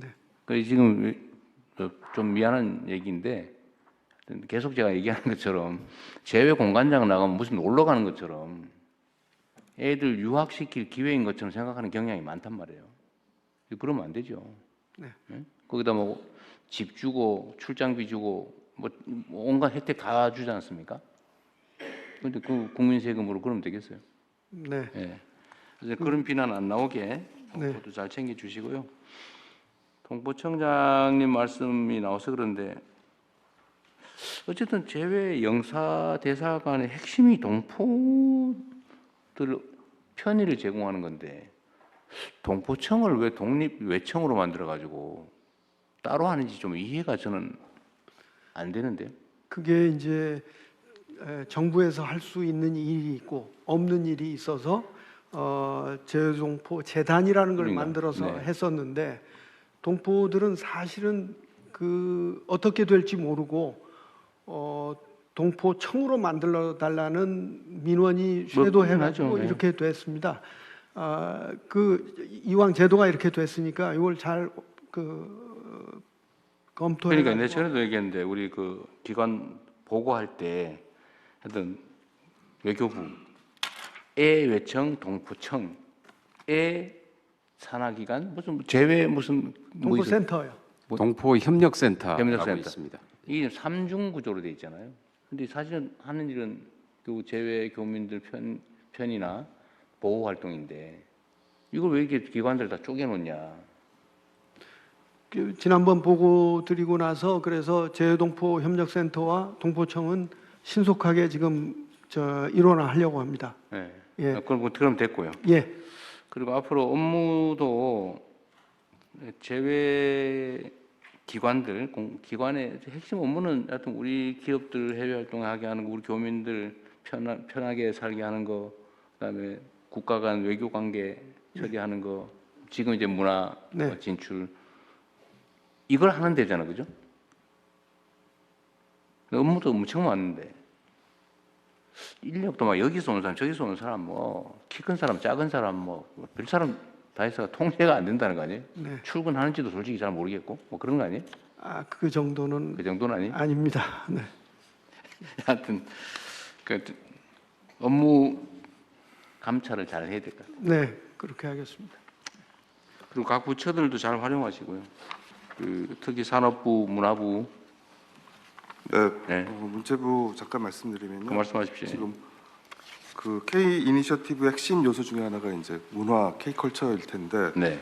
사실 문화 주재관 중에는 이제 문화 홍보 주재관이 있습니다. 42명이 이제 나가 있는데요. 이 뽑는 절차가 공모도 있고 또 뭐 경력 개방형도 있고 개방형도 있고 약간 좀 불균형하게 돼 있고요. 그러다 보니 뽑힌 사람들의 문화적 전문성도 좀 약한 부분에 대해서 많이 지금 취약성이 발견이 되고 있습니다. 그래서 외교장관님이랑 네. 계속 긴밀히 협의를 하고 있고요. 그래서 이 부분도 좀 공모하고 선발하는 체계를 좀 바꾸려고 지금. 그러게 이 각 부처청이 온갖 이름으로 지금 제외 공간에 나가 있는데 그 좀 체계적으로 뭘 해야 될 것 같긴 해요. 네, 맞습니다. 다시 한번 정비를 해야 될 필요가 있습니다. 그리고 뭐 한 사람이 이 기관에 4년 하고 저 기관 가서 4년 하고 여기가 4년 하고 이렇게 막 돌아다니면서 네, 그 사례가 나왔습니다. 근데 그거를 어떻게 막을지도 이 막는 필요하면- 장치는 이미 만들었는데요. 네. 차제에 지금 문화부 장관 말씀하신 것처럼 전체적인 주재관 선발 제도를 한번 네. 들여다보도록 하겠습니다. 여러분이 이게 모든 조직이 다 마찬가지지만 눈 바깥에 감시의 밖에 있는 제외 공간 문제는 어떤 일종의 뭐라 그럴까 리트머스 시험지 같은 거랄까 조직 네. 관리에 예. 그런 거니까 각별히 신경을 좀 써주세요. 네. 그리고 여기 뭐 직접 관계된 건 아닌데 하여튼 아까 저기 장관님 말씀과 관계된 건데 하여튼 조직 운영을 하려면 신상필벌이 분명해야 돼요. 기준이 명확해야 되고 이 기준에 따라 잘하면 상 주고 모자라면 제재하고 이게 분명해야 조직 유지가 되지. 이게 뭐 나하고 친한 사람이라고 봐주고 누군들 안 그러겠어요. 눈에 받치고 막 걸리고 그러죠. 그럼에도 불구하고 그걸 엄격하게 해야 조직이 유지가 된다니까요. 네. 예? 다른 모든 부처청은 다 마찬가지입니다. 정실 인사 소위 그 최대한 자제해야 되고 신상필벌 제재와 포상은 명확하게 엄정하게 해야 됩니다. 그래야 조직 유지가 되고 권위가 서죠. 뭐 너무들 다들 잘 아시겠지만 조직의 수장이 인사를 엉터리로 하면요 뒤에서 다 욕해요. 앞에서는 막 굽벅굽벅하지만 뒤에 가지고 전부 흉보고 있습니다. 그럼 조직 유지 관리가 안 돼요. 채통 떨어지고. 그래서 정말 인사는 인사만큼 공정하게 해주는구나. 내가 일 열심히 하면 대우해 주는구나. 잘못하면 혼나는구나. 이거를 당연히 느껴야 그 조직이 자동적으로 알아서 움직이지. 친하다고 뭐 봐줘버리고 이러면 절대로 안 됩니다. 그래서 아까 그 사례는 정말 중요한 거예요. 내가 뭔지 모르겠는데. 네. 그리고 외교부는 지금 다른 부처와는 달리 감사관실이 아주 크고 이 감사관실이 재외공관을 지속적으로 가서 감사도 하고 이 감사관은 외교부 직원이 아닙니다. 감사원에서 파견받아서 하고 있습니다. 그래서 팔이 안으로 굽는 일이 없도록 하고 있습니다. 장관님 말씀 들어보면 아주 잘 될 것 같은데 좀 지켜봐야 되겠어요. 제가 말씀드린 대로 꼭 이행하겠습니다. 모범적 사례도 잘 주시기 바랍니다. 그럼 얘기 나온 김에 지금 각 부처청에서 뭘 이렇게 기획된 것들도 하지만 이게 너무 무거운 주제는 주제대로 하고 다른 부처에 관계된 협조가 필요한 사안들이 많이 있거든요. 물론 우리가 이제 이 공식 국무회의 말고 소통 통로가 있긴 합니다만 거기서도 활용을 하고 이 회의도 필요한 게 있으면은 다른 부처에 협조가 필요한 게 있으면 좀 얘기를 공식적으로 하세요. 그 맨날 와서 방망이 두드리는 거 구경만 하다 가지 말고 이 아까운 시간에 업무 보고도 주요 업무는 보고를 좀 하세요. 꼭 보고할 때 뭐 6개월에 한 번씩 이렇게 하지 말고 각 부처청에서 각자가 하고 있는 일 중에 공유가 필요한 사안들은 특히 국민에게 알리고 싶은 사안들은 요약해서 몇 개씩이라도 보고를 하세요. 각자. 그리고 제안도 좀 하시고요. 나중에 이게 이 칸막이 때문에 일이 안 되는 경우가 너무 많습니다. 그리고 칸막이를 너무 당연한 걸로 생각하는데 당연하게 생각하면 안 돼요. 제가 그것도 전에 한번 얘기했지만 그 우체국에 우편 배달하시는 분들은 뭐라고 부르지? 집배원? 네. 뭐라고 부르나? 집배원. 네. 요새도 집배원이라고 부릅니까? 여기 잘못 부르면 큰일 날 수가 있어요. 하여튼 그거 있죠. 거기 수천 명 있다면서요. 아니 수천 명이라 10,000명이 넘는다는 것 같은데. 근데 그게 맨날 적자라고. 근데 그런 조직을 이용해 전에 한번 얘기했는데 여론조사를 맡긴다든지 실태조사를 맡긴다든지 또는 그 사무실을 통합 운영해서 비용을 줄인다든지 각 부처끼리 하면 되는데 생각을 아예 안 하고 있는 경우들이 많습니다. 그러니까 그거는 기업 경영을 하거나 이러면 돈을 아껴야 되니까 그건 막 기본적으로 하는데 정부라서 그 개념이 좀 없는 경우가 많아요. 왜냐 당연히 예산으로 쓰니까. 우리 기업에서 오신 장관님들이 각별히 그런 것 좀 다른 부처에 제안도 좀 하세요. 보시면서 황당한 거 많을 겁니다. 근데 원래 그 일을 하던 사람들은 느낌이 없어서 보고도 안 보입니다. 그래서 다른 시각을 가진 사람들이 보고 지적을 좀 해줘야 되니까요. 외부 기업에서 온 장관들끼리 따로 모이죠? 그걸 흉보고 있는 거예요, 혹시? 그러면 안 되고. 답답하니까 그러실 수 있는데, 그래서 의견이 좀 모이면 다른 장관님들한테 얘기도 좀 해주세요. 네, 가끔 모여서 잘 적응하고 그렇지, 있는지 들켰죠. 좋은 아이디어도 많이 나옵니다. 그럴 거예요. 공유하겠습니다. 보면 아마 답답한 거 많을 겁니다. 그런데 그걸 공식화해서 좀 다른 부처들도 각 자기 소관 부처를 바꾸는 건 당연하고 다른 부처들도 바꿀 수 있도록 도움을 주는 것도 여러분이 할 일입니다. 네. 네, 추가 의견 없으시면 원안대로 접수하겠습니다. 잠깐만요. 동포청장입니다. 네. 네, 방금 대통령께서 우리 전 부처에 협조를 요청할 사항이 있으면 하시라고 해서 한 가지 말씀드리겠습니다. 지난 업무보고 때 동포청 업무보고 때 동포들의 국적 체류 자격에 따른 차별 문제가 있는지 조사해보고 이에 대한 해소 대책을 마련하라고 하셨는데요.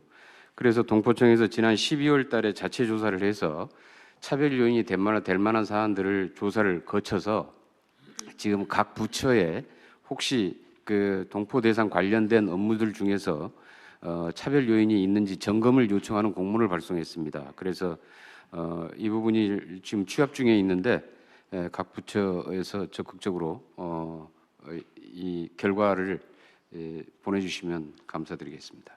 네, 그 동포청 얘기가 나와서 그러니까 제가 어쨌든 해외 그 방문을 해보면 자기 동포들 제외 동포들 불만이 막 하늘을 찔러요.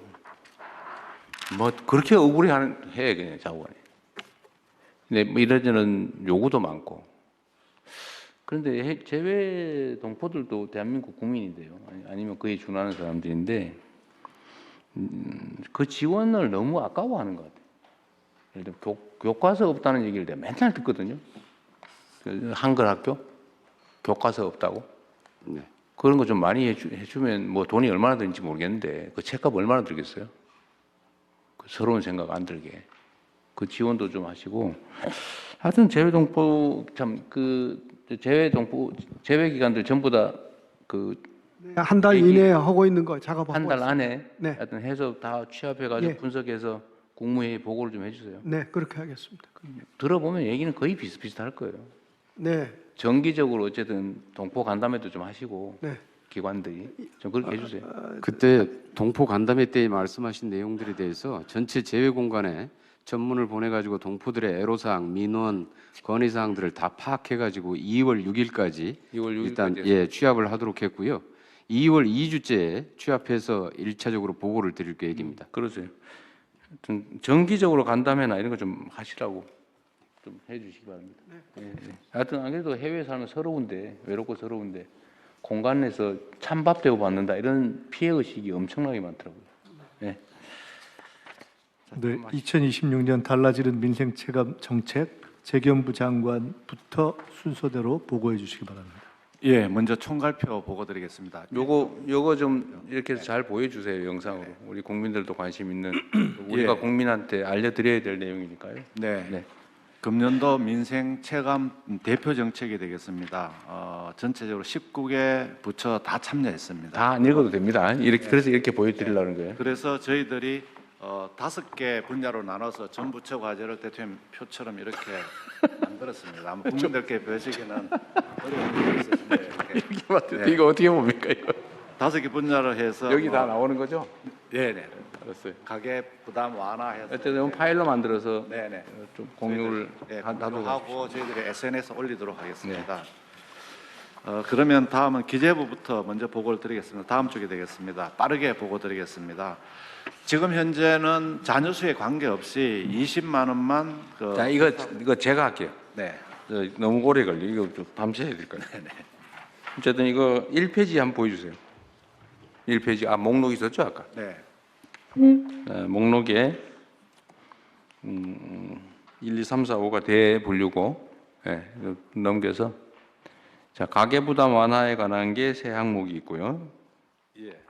그다음에 미래 준비 지원이 어쨌든 네 항목이 있고 경제 활력 제고가 일자리 시장에 관계된 게 다 6개 있고 안전망 강화에 관한 게 어쨌든 대표적으로 3개 정도 항목이 있고 그죠?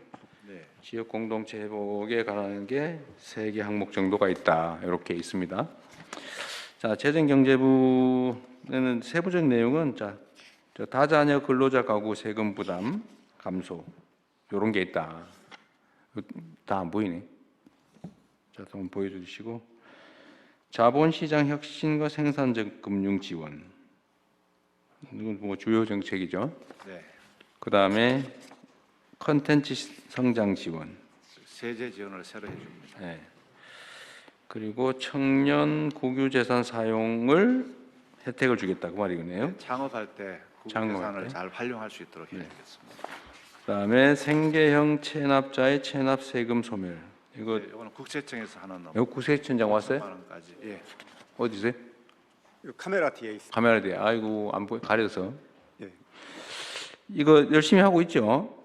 예, 이 체납액 납부 의무 소멸 특례는 경제활동 중단으로 어려움을 겪고 있는 영세 자영업자 소상공인에게 반드시 필요한 제도로서 이재명 정부의 민생 정책과 맥을 같이 한다고 생각이 됩니다. 체납관리단은 지금 몇 명 채용 하기로 했고 현재 몇 명 채용했어요?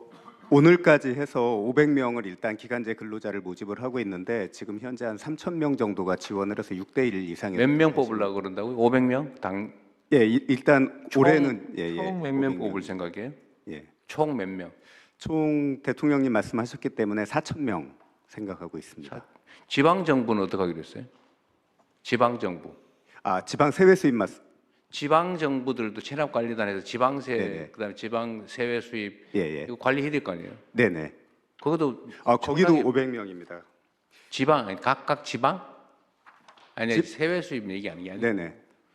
각 지방 정부는 협조 요청을 하고 있냐 이 말이에요. 네, 지방청에서 지방 정부 하고 있고요. 지방청별로 저희가 인원을 배분을 해서 하고 있습니다. 잠깐만요. 말을 못 알아듣으신 것 같은데. 네네. 지금 내가 얘기하는 거는 그건 국세 또 국가 세외 수입은 국세청이 알아서 인원을 뽑는데 좀 늘리라는 얘기고. 예. 이거 빨리 정리해야 될 거 아니에요? 뭐 몇 년씩 할 거예요? 네네. 빨리 정리를 해야지. 예. 그거 말고 네. 지방 정부들도 체납된 지방세, 지방세외 수입 관리가 엉망이라 이 말이에요. 예.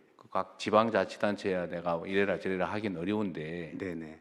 행안부도 좀 신경을 써서 지방 정부도 똑같은 시범 모범 케이스가 있으니까 그 관리단 뽑아서 일자리도 만들 겸 조세 정리도 실현할 겸 장부 정리도 할 겸 하게 하는 거 협조하고 있냐 그 말이에요. 그건 행안부가 합니까? 그건 행안부. 행안부에서 지방 정부에 그 인원을 수시로 좀 보강할 수 있도록. 근데 제가 이걸 해보니까 이 공무원들은 생각이 희한하던데 그 뭘 그리 아까워해요. 세금 저기 떼먹고 또는 안 내고 있는 거 그거 이제 받아가지고 월급이라도 주면 조세정이 실현되고 일자리 만들고 좋지 않습니까? 근데 그거 안 하려고 그러더라고 자꾸. 사람 뽑는 거 부담된다고. 네, 인건비 부담 때문에 그런. 인건비보다 더 많이 나온다니까. 그렇게 잘 안내를 하겠습니다. 각 지방 정부 단위로 얼마가 체납됐고, 예를 들면 해외 수입이 얼마 체납, 지방세 얼마 체납이 됐고, 대상자는 몇 명이고, 요거를 관리할 인력은 몇 명을 뽑는지를 다 찾아가지고 보고하도록 하십시오. 하고 있나 안 하고 있나, 안 하고 있는 데는 저 불이익을 주고. 인원을 얼마를 그 일에 투입하고 있는지까지 다 내가 보기엔 거기서 고용을 한 1~2만 명을 할 수 있을 것 같아요. 손해 안 본다니까요, 재정에서. 떼먹고 있는 세금, 안 내고 있는 세금 걷어가지고 주면 되잖아요. 그거는 각 지방 정부는 다 챙겨가지고. 언제까지 날짜 정해가지고. 2월 하고 있는 상황, 앞으로 할 계획, 안 하고 있으면 왜 안 하는지를 다 조사를 해가지고. 또 보고를 좀 해주세요. 2월 상반기 중에 보고드리도록 하겠습니다. 근데 국세청도 너무 소심하게 그러지 말고. 지금 얼마 밀려 있어요? 세외 수입 밀린 금액이 얼마예요? 세외 수입은 매년 한 25조 정도 미수납이 누적된 게 얼마냐고? 누적된 게. 국세는 130조고요. 130조를 지금 밀려서 못 받고 있다. 그다음에 해외 수입은 그만할 건데. 세외 수입은 그렇잖아도 정부 좀 협조를 하고 대충. 싶은데 지금 세외 수입은 매년 250조 정도 내가 말하는 건 그중에 25조 정도. 누적된 체납 세외 수입이 얼마냐고 묻잖아요. 매년이 아니고 누적된 게. 내가 한 200~300조 될 거예요. 하여튼 그건 나중에 알아보세요. 네네, 그거 알아보겠습니다. 그냥 관심이 없는 거잖아요 지금. 아니요, 확인해 보겠습니다. 그 누적된 세외 수입 체납분을 전화라도 하든지 쫓아다니면서 재산 조사를 하든지 할 인력을 대대적으로 뽑아서 손해 안 난다니까요. 그 실업자들 각종 실업급여나 이런 거 주는 거 생각하면 걷는 금액의 한 30% 이상 손해가 보더라도 손해가 아니에요. 국가의 복지 지출이 줄잖아요. 일자리를 만들어주면. 그러니까 대대적으로 뽑아서 하세요. 그래서 지금 진행 상황과 협조 사항을 간단히 말씀드리면 됐어요. 그건 안 해도 되고 열심히 하시고요. 하여튼 늘리세요.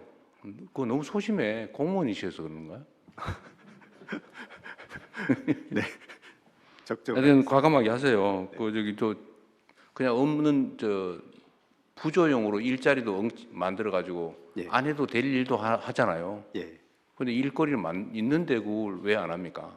그래서 지금 올해 하여튼 적극적으로 하고 있습니다. 과감하게 좀 많이 뽑으세요. 그다음에 최저임금 주는 거 아니죠? 최저임금 주지는 않고요. 규정에 있는 것을 적정임금을 주는데 저희가 이제 이번에 모집을 해보니까 인센티브가 있으면 좋겠다는 의견이 있어서 열심히 하는 그러세요. 사람한테 하여튼 인센티브를 도입. 기본급을 최저임금으로 주지는 마시고 예. 적정하게 주십시오. 자, 그다음에 해외 직구, 역직구 거래를 편하게 해주겠다. 예, 오늘 관세청 업무입니다. 네. 민간 혁신을 정부가 구매하는 혁신 조달하겠다. 네, 조달청 업무. 조달청. 네. 잘해야죠. 네. 자, 과기정보통신부 여기는 AI 디지털 기본교육 역량 접근성을 높이겠다. 교육시켜주겠다 그 말이고, 부가통신 서비스 상담을 쉽게 해주겠다. 이거 잘 찍어서 보여주세요. 연구개발 환경이 더 유연해지고 연구자는 더 존중받는다. 우주 중소벤처기업 지원을 하는 전용 펀드를 늘린다. 자, 교육부는 학생 학부모 교육부 부담을 경감시켜 주겠다는 내용이네요. 약간 잘 넘겨서 보여주십시오. 그 다음에 엄청 많이 써놨네. 학생들에게 좀 더 촘촘한 교육 안전망을 지원한다. 네, 이것도 잘 보여주시고요. 외교부 재외 국민 보호망을 강화한다. 긴급 여권 발급이 가능해진다. 나 이거 참 보면서 그런 생각이 들었는데, 이거 김해에서만 한다는 거예요? 김해는 안 하고 있던데 한다는 거예요?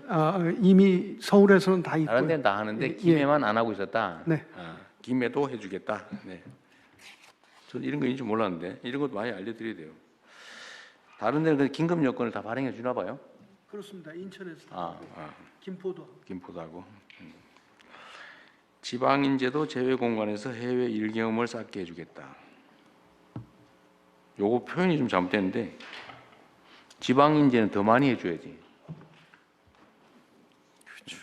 주로 지방 인재로 지방 인재도 해주겠다. 이거는 우리 정부의 정책 방침에 어긋나는 것 같습니다. 네. 근데 저건 지방 인재들만 하는 겁니다. 지방 인재는 더 농담이에요. 네, 그렇습니다. 그렇게 하겠다고 말이죠. 혁신적 기업 협력 확대 지원. 네. 혁신 기업 지원한다. 자, 우리 혁신적인 기업 협력을 하겠다 그런 얘기군요. 수출 수주 활동에 대한 외교적 지원을 한다. 이거 정말 중요합니다. 진짜 제외 공간이든 공직자들이 공적 권한을 가지고 조금만 더 하면 정말 수출 기업들 수출 활동이 정말 좋아요. 날개를 단다니까요. 말 한마디만 해줘도. 자, 모국 정착이 제외 동포 청년의 현실적인 진로가 되도록 하겠다. 네. 통일부 노동신문을 자유롭게 이용할 수 있게 하겠다.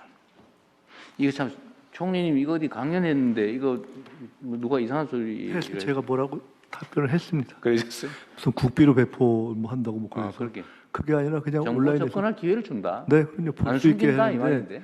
그래서 그런 잘못된 가짜 뉴스가 있으면 가서 설득 좀 해주시라고 제가 그렇게 얘기했어요. 네. 잘하셨습니다. 왜 이걸 막 알리려고 그러냐 이런 음해를 이거 하는 무슨 거죠. 국비로 저런 걸 배포하려고 그러냐 이런 황당한 질문을 하게. 차단하지 않는다 그 말인데. 네. 북향민 명칭을 사용하신다는 얘기. 네. 이것도 싫어하대요. 일부 그쪽 단체 반대하는 쪽이 있더라고요. 예. 일반적으로는 어때요? 예, 뭐 본인들이 예를 들면 하나원이라고 교육생들한테 물어보니까 전원이 다 싫어합니다. 그랬어요? 탈북민 좀 그래요. 예. 자, 법무부는 AI 활용 맞춤형 법률 구조 서비스를 시작한다. 네.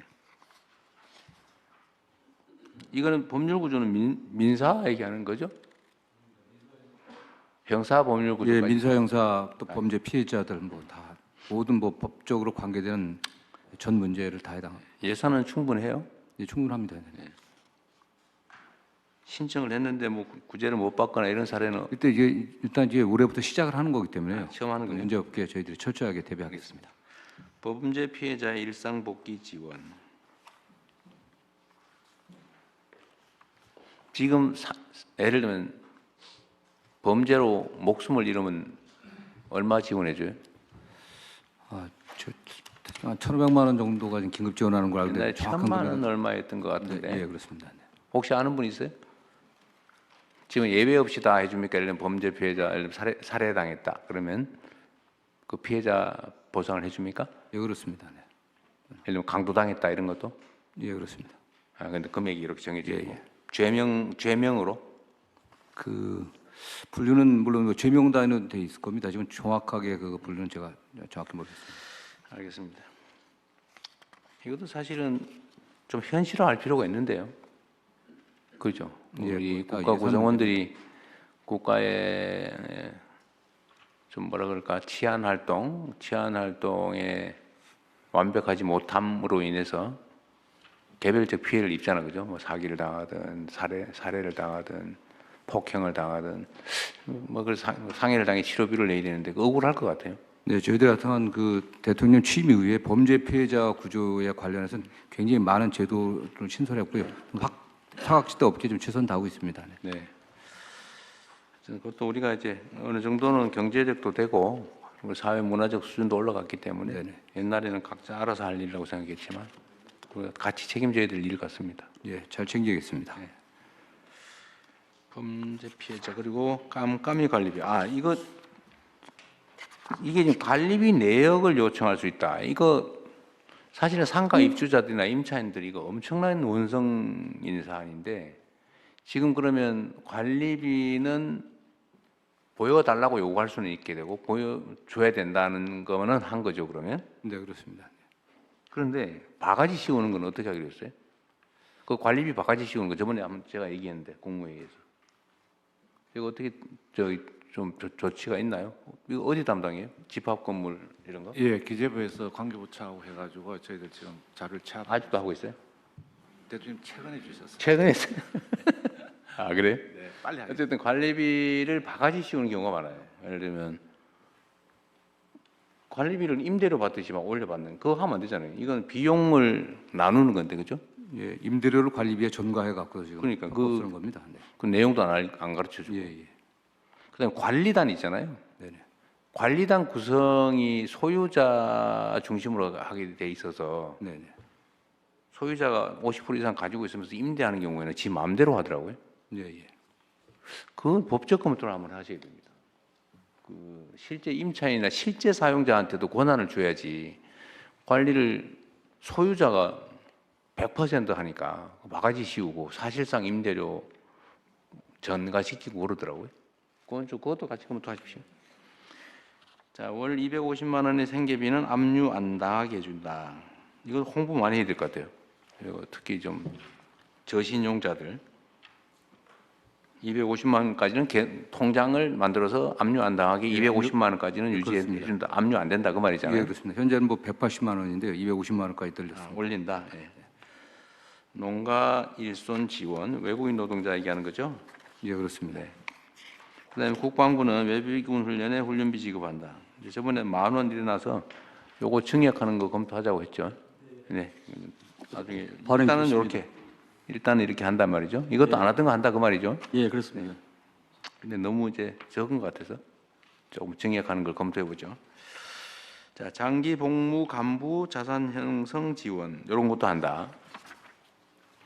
현역 모집병 입영을 위한 부담을 줄인다. 참고로 우리 정부 들어와서 24년 대비 25년 우리 정부 들어와서 해군 부사관 모집이 500명에서 1,250명까지 모집이 세도하고 지금 몰려왔습니다. 아 그래요? 네. 저번에 막 모집이 안 돼가지고 난리였다고 그랬는데. 네, 1,250명까지 늘어났습니다. 그래서 750명 정도가 760명 정도가 탈락하고 그래서 다행이네. 이제 여러 가지 뭐 우리 군의 부사관에 그래서 뭐 엄청나게 처우를 개선해 준 것도 아닌데 그렇게 확 변하나 봐요. 획기적인 변화를 해서 제가 땅을 치고 후회할 거라고 얘기했더니 이런 현상이 좀 나오는 것 같습니다. 도처에서. 그러니까 그 사실은 이게 뭐 임금을 조금 올려주는 수준에다 보장을 조금 해주는데도 이렇게 변화가 있는 거 보면 그만큼 절박한 거예요, 사실은.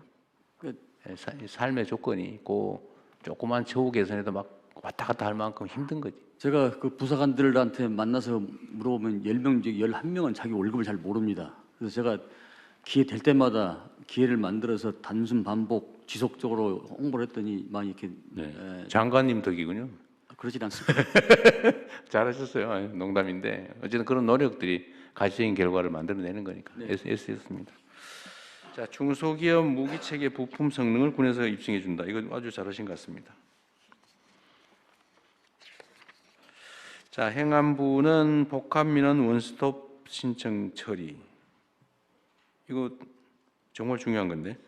근데 이게 이게 올해 7월서부터 이제 일반 음식점하고 미용업 2종 두 종부터요. 그 한 10군데 기관 9개, 뭐 5개 이렇게 방문해서 서류 띄고 해야 되는데요. 이거 원스톱으로. 네, 일단 이렇게 개별적인 업무마다 이렇게 하실 때 그냥 앞으로는 모든 국가 사무에 특별한 예외가 있는 경우 아니면 모든 국가 지방 사무는 당연히 한 창구에다가 신청하면 거기서 자체적으로 알아서 처리하고 본인의 협조가 필요한 것만 통보해주고 나머지는 관청이 알아서 하고 이거 기본으로 해야 돼요. 그렇습니다. 어쨌든 확장을 좀 빨리 하도록 하시죠. 하여튼 일반 음식점과 미용업은 이제는 바로 한 군데다 신청하면 바로 해준다. 개업하거나 뭐 전업하거나 할 때 바로 신고됩니다. 참고하시면 우리 국민들께서도 편하실 것 같아요. 고향사랑 기부금 세액공제를 확대한다. 이때까지 10만 원까지만 해줬는데 20만 원까지 하면 사실상 20만 원 이상의 혜택이 있다. 그렇지는 않고요. 20만 몇천 원도 있던데 이게? 10만 원까지는 전액세액 그 감면이고요. 20만 원까지는 그러니까 20만 4천 원 혜택이 있다고. 4만 4천 원. 뭐 이래저래 더하면 20만 4천 원 혜택이 있다고. 답례품 포인트가. 그러니까 하여튼. 자, 근데 이 답례품을 엉터리로 준다고 하는 게 얼마 전에 저희 전수조사를 했습니다. 근데 전국적으로 컴플레인 들어온 게 한 60여 곳 정도였고요. 그 어떤 지방 정부가 그런 바보 같은 짓을 해요? 그거 하면은 내가 보기엔 야 주변에 그거 다 절대 하지 마 그럴 것 같아. 연말에 좀 주문이 밀리면서요. 좀 이제 그 품질 관리가 덜 된 것 같습니다. 전부 다 그 새로 아주 특별한 예외적 상황이다. 다시 보내드리기로 했습니다. 알겠습니다. 그래서 조심해야죠. 이거 소문 한번 나면 타격이 커요. 서울과의 거리 반영에서 지방우대와 차등 지원을 하겠다. 이거 잘 지켜주기 바라시고요. 네네. 지역사랑 상품권 국비 지원. 이게 지역사랑 상품권이라고 해야 되는지 지역화폐라고 해야 되는지 이 상품권이 아니잖아요 이게. 사실상 상품권인데요. 1회 사용할 수 있고요. 지금 블록체인 기반으로 화폐 형태로 발행되는 곳이 몇 군데 있을 뿐입니다.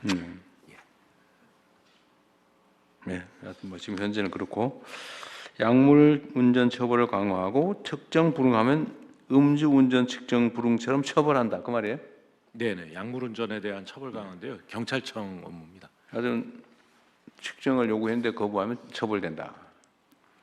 검사를 요구했는데 약물 측정은 어떻게 하는 건데? 우리 경찰청장님. 경찰청장 직무대행입니다. 약물 현재도 그럼 길 막아놓고 합니까? 음주 단속하면서 같이 이렇게 할 수 있습니다. 상태를 봐가지고 혹시. 그래서 바로 측정을 하는 게 아니고 이 사람의 운전자의 행태라든지 뭐 혈색이라든지 눈이 충혈됐다든지 이런 그 행태가 발견이 되면 그 사람을 다시 이제 내려서 병원으로 데려갑니까? 한발석이나 뭐 이렇게 한 다음에 그 다음에 이제 그 간이 측정기로 해서 이렇게 침으로 해서 측정하는 방법이 있습니다. 침으로? 예. 체액으로 해보고 이제 의심되면 이제 병원 가서 정상. 그걸 본인이 이제 그 침으로 했는데 나왔는데 본인이 다시 정밀 하겠다 그러면은 혈액 채취도 가능합니다. 근데 앞으로 이것도 거부하면 처벌한다 그 말이군요. 예, 그렇습니다. 돌봄 공백 아동 노인 등 취약 화재 취약계층 지원을 강화하겠다. 이것도 중요한 일이고. 자, 국가보훈부는 고령 저소득 참전 유공자 배우자 생계 지원. 올해부터 새로 시작한다 그 말이죠. 집 근처에서 진료받을 수 있도록 보건 의료 접근성을 강화한다. 네. 지역 보훈회관에서 전심 서비스 제공. 상해 진단서 발급 병원 확대. 네. 자, 문화체육관광부는 누구나 어디서나 문화를 즐기도록 지원한다. 아, 참, 이거 얘기 나와서 그런데 이태리 총리께서 영화 공동 제작하자고 그러대요. 네, 너무 좋은 말씀입니다. 네, 잘 참고하고. 그 뭐 조건이 무슨 EU 쪽은 2개 국가를 뭐 포함시켜야 된다 이런 게 있다면서요? 뭐 여하튼 뭐 그런 게 있대요. 뭐 여하튼 근데 빨리 좀 한번 해보시죠. 네, 이번에는 그 국제 교류 합작 영화에 대해서 지원할 수 있는 예산도 지금 확보해 놨거든요. 영화계나 문화예술계가 지금 토대가 무너질 정도로 기반이 망가지고 있다는데 네, 각별히 관심을 좀 가져야 될 것 같습니다. 네, 명심하겠습니다. 근데 뭐 전 세계적으로 뭐 K컬처니 뭐 이래가지고 한국 문화가 각광을 받는데 국내 문화 예술 기반이 붕괴되고 면 이거 큰일 아닙니까? 이번에 대통령께서 또 특별히 말씀 주셔서요. 네. 지난 올해 예산 기반에서 더해서 뭔가 네. 할 수 있는 것들을 긴급히 찾아보죠. 찾고 있습니다. 찾아보고 혹시 앞으로 뭐 추경을 할 기회가 뭐 있을 수 있는데 통상 있잖아, 그죠? 네. 뭐 그때는 문화예술 분야 예산을 잘 검토해 보시죠. 네, 그렇게 하겠습니다. 이게 지금 되게 위험한 상태 같아요. 겉은 화려한데 속은 썩어가는 상황일 수도 있습니다. 네, 맞습니다. 자, 지역 여행으로 지역 활성화. 이거 되게 효과적인 정책인 것 같습니다. 하여튼 어느 지방으로 여행 가면은 사실상 절반은 도로 돌려준다 그 말이죠. 네, 이번에는 20개 지역, 인구 소멸 지역 20개 지역을 뽑아서 그렇게 하고요. 이건 내년에는 더 확장. 이것도 우리 모르시는 국민들이 많으실 텐데, 무슨 얼마 주는 거예요? 개인은 10만 원을 지역 화폐로 돌려줍니다. 그러면 그 10만 원을? 화폐로 그 지역을 다시 가서 쓰거나 아니면 그 지역 온라인 사이트에 들어가서 특산물을 구입하거나 이렇게 하면 쓸 수 있다. 10만 원은 사실상 쓴 범위 내에서 네. 10만 원 이상을 썼다면 10만 원까지는 1인당? 네, 맞습니다. 그러면 애들 둘 데리고 가족 여행 갔다 오면 40만 원 주는 거예요? 근데 예산에 한도가 있어서요. 아직은 예산 많이 남아 있겠죠. 네, 이제 시작이기 때문에. 저기 나중에 돈 떨어졌다고 안 주고 그러지 말고요. 그것도 필요하면 더 마련하든지 하십시오. 일단. 네, 알겠습니다. 우리 국민 여러분 4인 가족이 저기 지방에 여행 가면 40만 원 준답니다.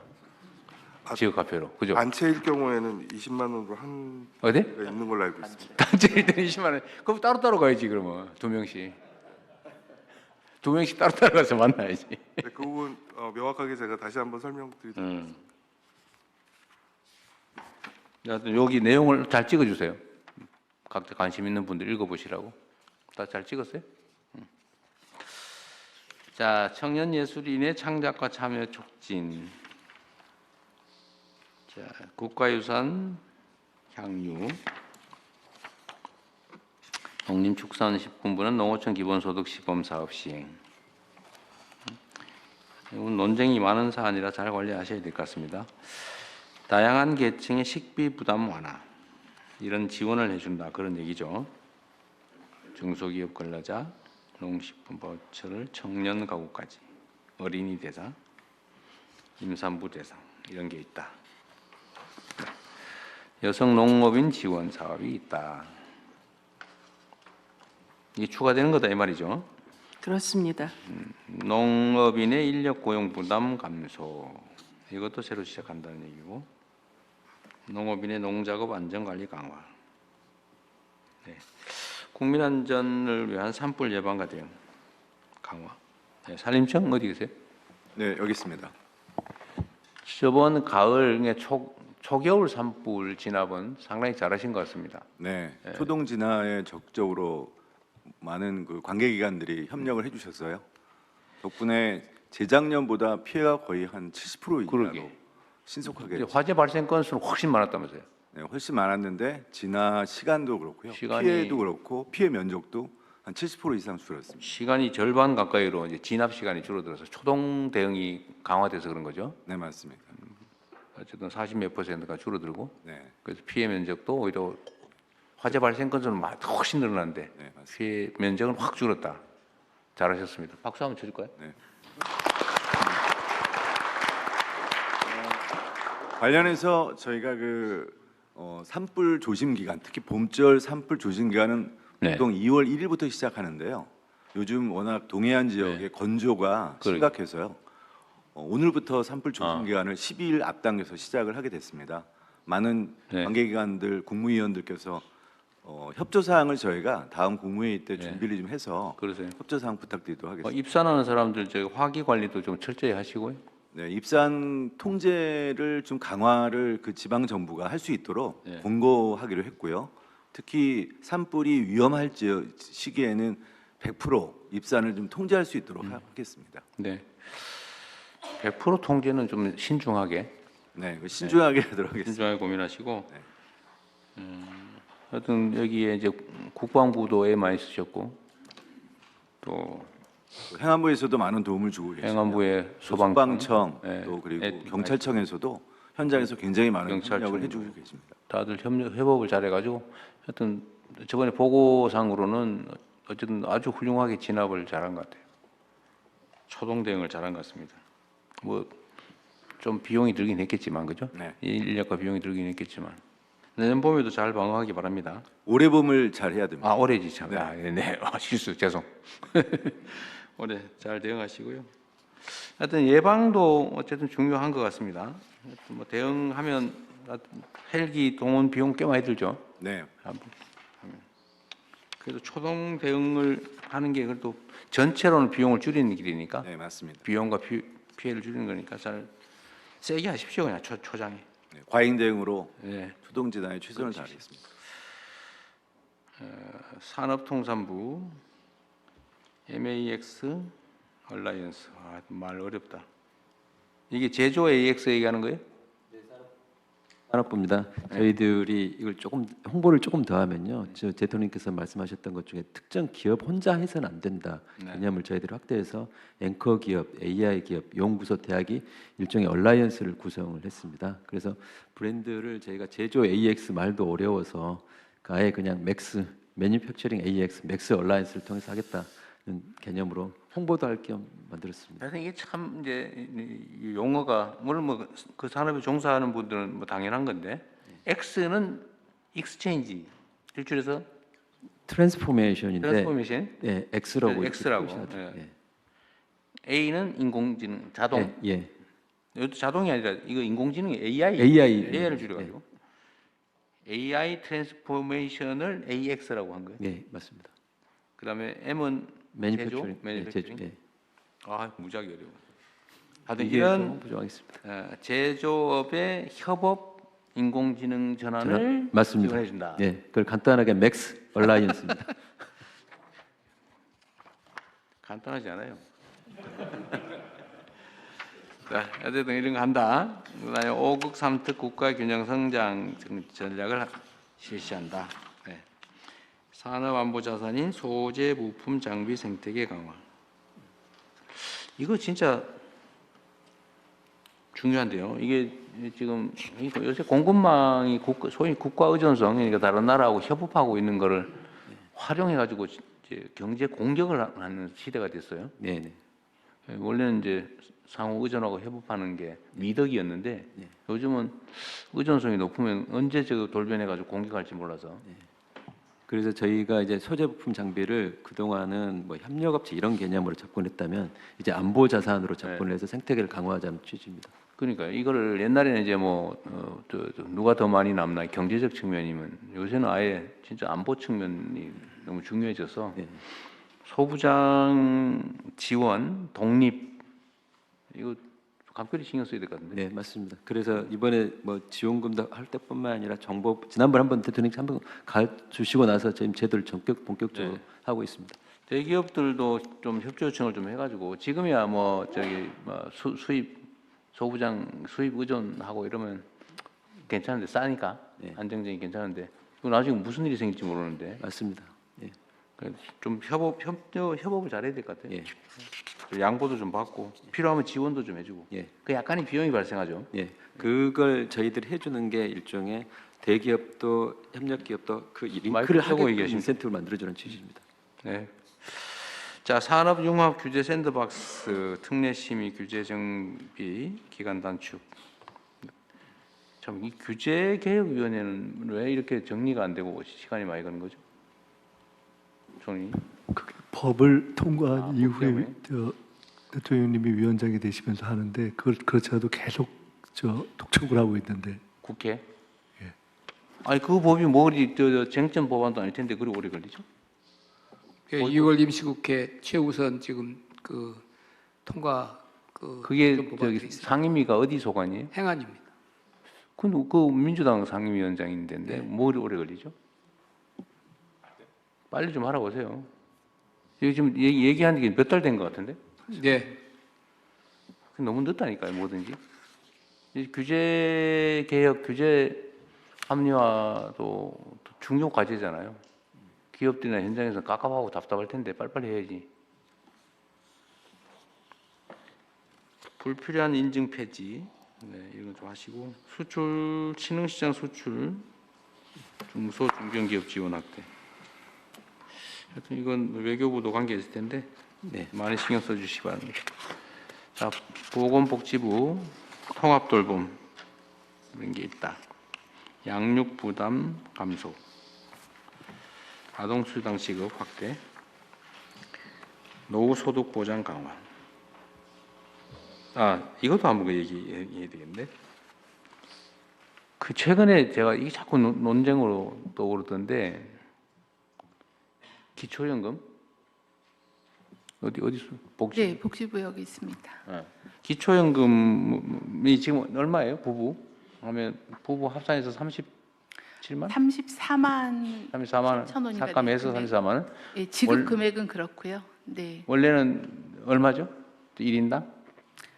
그러니까 1인당 34만 원 34만 원. 부부 합산하면은 한 20% 정도 20% 감안금으로 삭감하니까? 지급하고 있습니다. 그럼 부부면 34만 원, 68만 원에 한 50몇만 원 되겠네요. 네. 근데 이 기초연금 수급 자격이 70%까지로 정해놓으니까 노인 하위 70%로 법을 70%니까 계속 이 기초연금 금액을 올리고 있잖아요, 지금.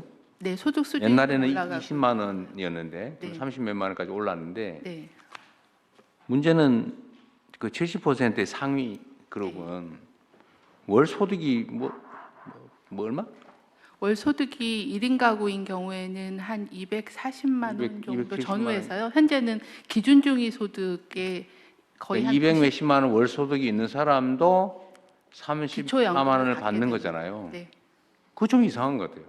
그 20만 원일 때는 이해를 했는데 네. 30 몇만 원씩 하면서 재정 부담은 막 계속 몇 년, 1년에 몇 조씩 늘어나는데 그거를 그렇게 하는 게 맞나? 네, 최근 들어서 이제 국민연금을 수령하시는 분들도 늘어났고 또 소득도 증가해서요. 그러니까 기초연금에 그거를 대한 제도 개편을 현재 검토하고 있습니다. 필요하면 계속 그냥 정리 똑같은 금액 다 올려줄 게 아니고 하후 상박으로 네. 해야 되지 않을까 싶어요. 노인 빈곤율 문제도 심각한데. 네, 조금 어려우신 분들에게 더 많이 더 하게. 지급하는 게 맞다라는 네. 지적도 있어서 개편 방안을 현재 네. 논의하고 있고요. 연금 특위에서도 같이 논의할 그러게요. 예정입니다. 어쨌든 지금은 좀 너무 그런 상하 간에 격차가 너무 많아지는 것 같아요. 네. 70%까지 하니까 그 70%까지는 막 월급 200 몇십만 원 받으면서도 한 달에 60 몇만 원씩, 50 몇만 원씩을 정부로해서 받는데 70.0001%에 들어가는 사람은 한 푼도 안 주는 거 아니에요? 조금 슬라이딩하는 부분이 그것도 있어서요. 있어요? 네. 하여튼 구조조정 문제도 있으니까요. 소아희귀 질환 지원 강화, 그다음에 예방 접종 지원 범위 확대, 이런 게 있다는 거고, 기후 에너지 환경부 전기차를 더 싸게 화재 걱정 없이 탄다. 전기차 지원하는데 환경부 전에 우리가 지적했던 대로 국내 전기차 보호 네. 정책은 여기 들어 있어요? 네, 그 보조금에? 예, 보조금에 국내 전기차를 보호하기 위한 여러 가지 장치를 붙여서요. 아, 그래? 국내 차에 훨씬 더 많은 지원금이 네. 갈 수 있도록 설계해 놨습니다. 그럼 몇 년 동안 그거 이상해가지고 예. 몇 년 동안 좀 이상했잖아요. 그렇습니다. 중국 버스가 훨씬 많이 팔린 적이 있었는데요. 그것도 다 개선했습니다. 다 정리했죠. 네. 남들은 뭐 다 하는데 우리는 안 해서 국내 기업이 피해를 입었잖아요, 그죠? 그렇습니다. 네. 그 다음에 재생에너지로 국민소득 높이고 기업 부담을 줄인다. 어쨌든 이거는 마을 단위로 권장을 해야 되니까 홍보도 좀 잘하시고요. 전수조사도 하든지 뭐 그런 거 하자고 했는데 하고 있나요? 네. 그건 농림부가 하기로 했던가? 예, 저희도 햇빛 마을? 함께 하고 있습니다. 행안부하고 같이 네, 행안부의 추진단을 만들겠습니다. 네. 재생에너지 참 그 원자력 발전 사업 관련해서 네. 지금 공청회 뭐 이런 거 하고 있어요? 두 차례 공개 지금 어제 토론을 전기 했고요. 기본 계획에 원자로 2개 만들고 SMR을 하나? 1개입니다. 1개 하는데 하여튼 이거에 대해서 반대 의견도 있고 찬성 의견도 있고 의견들이 네. 많은데 여론조사를- 의견 수렴 과정은 거치고 있어요? 네, 두 차례 토론을 했고요. 또 권위 있는 두 개의 여론조사 기관에 각각 1,500샘플씩 여론조사를 실시해서 일단 결과까지는 나와 있는데요.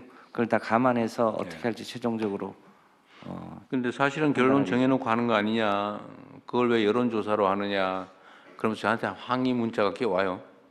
근데 뭐 많지는 않지만. 근데 여론은, 국민 여론은 압도적으로 지금 전기 문제 해결하려면 원자력 발전소 추가 필요하다, 지금 그런 거죠? 그렇습니다.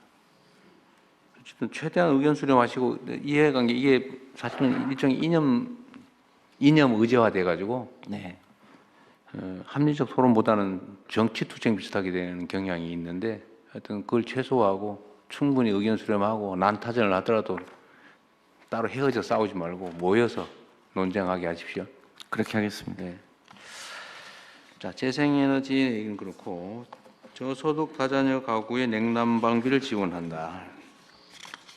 네, 고용노동부는 일하는 부모의 일, 육아 병행 지원 이런 거 한다는 것이죠. 청년의 구직 활동과 지역 일자리 기회 확대.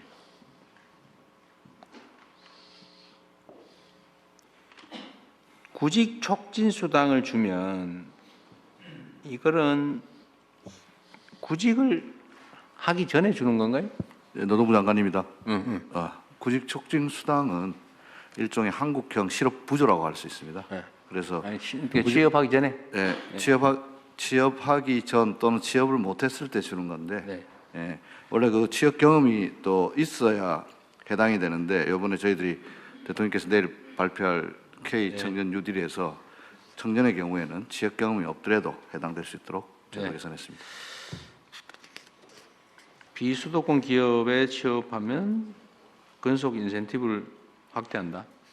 기존에는 중소기업만 줬는데 중견기업까지 확대합니다. 네.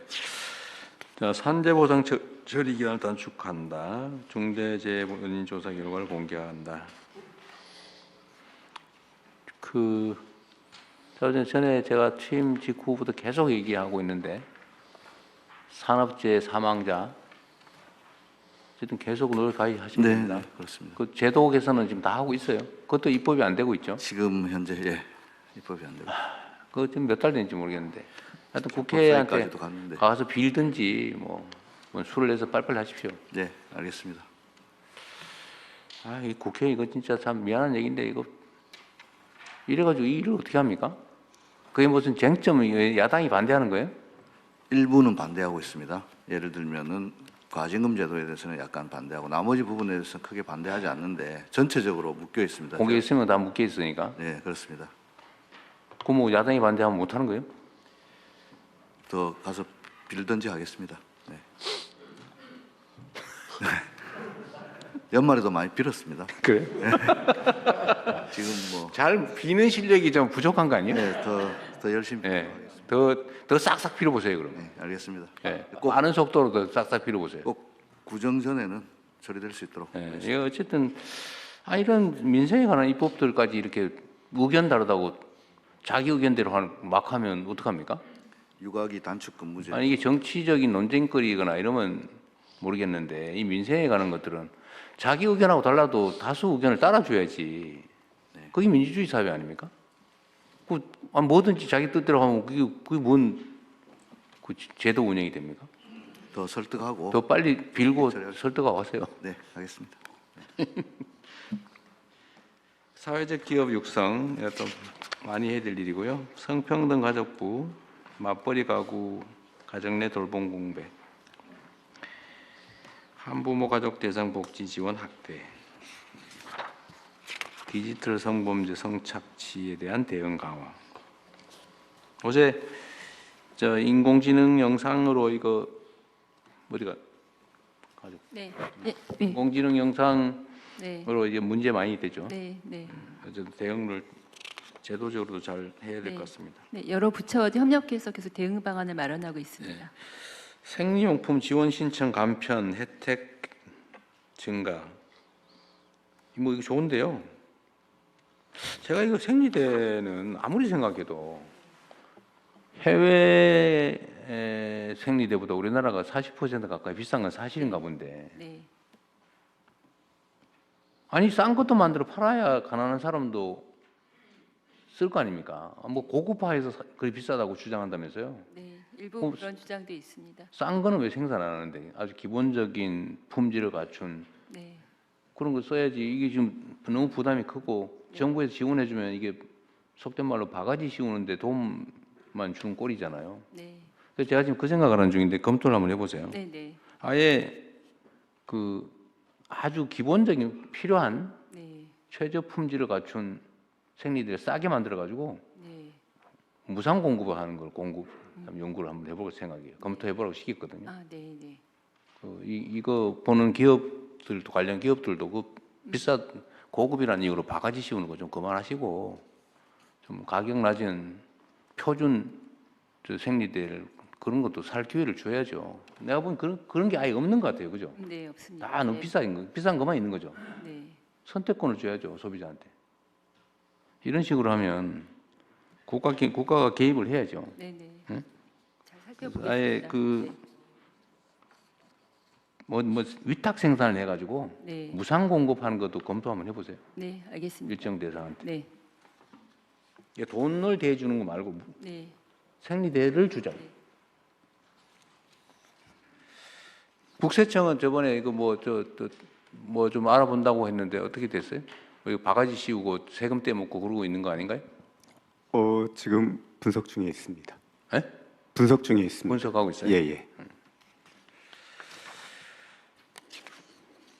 국토교통부는 교통비 부담 줄이기, 고속철도 좌석난 완화, 예약 편리. 이거 고속철도 저번에 철도 어디? 예, 여기 있습니다.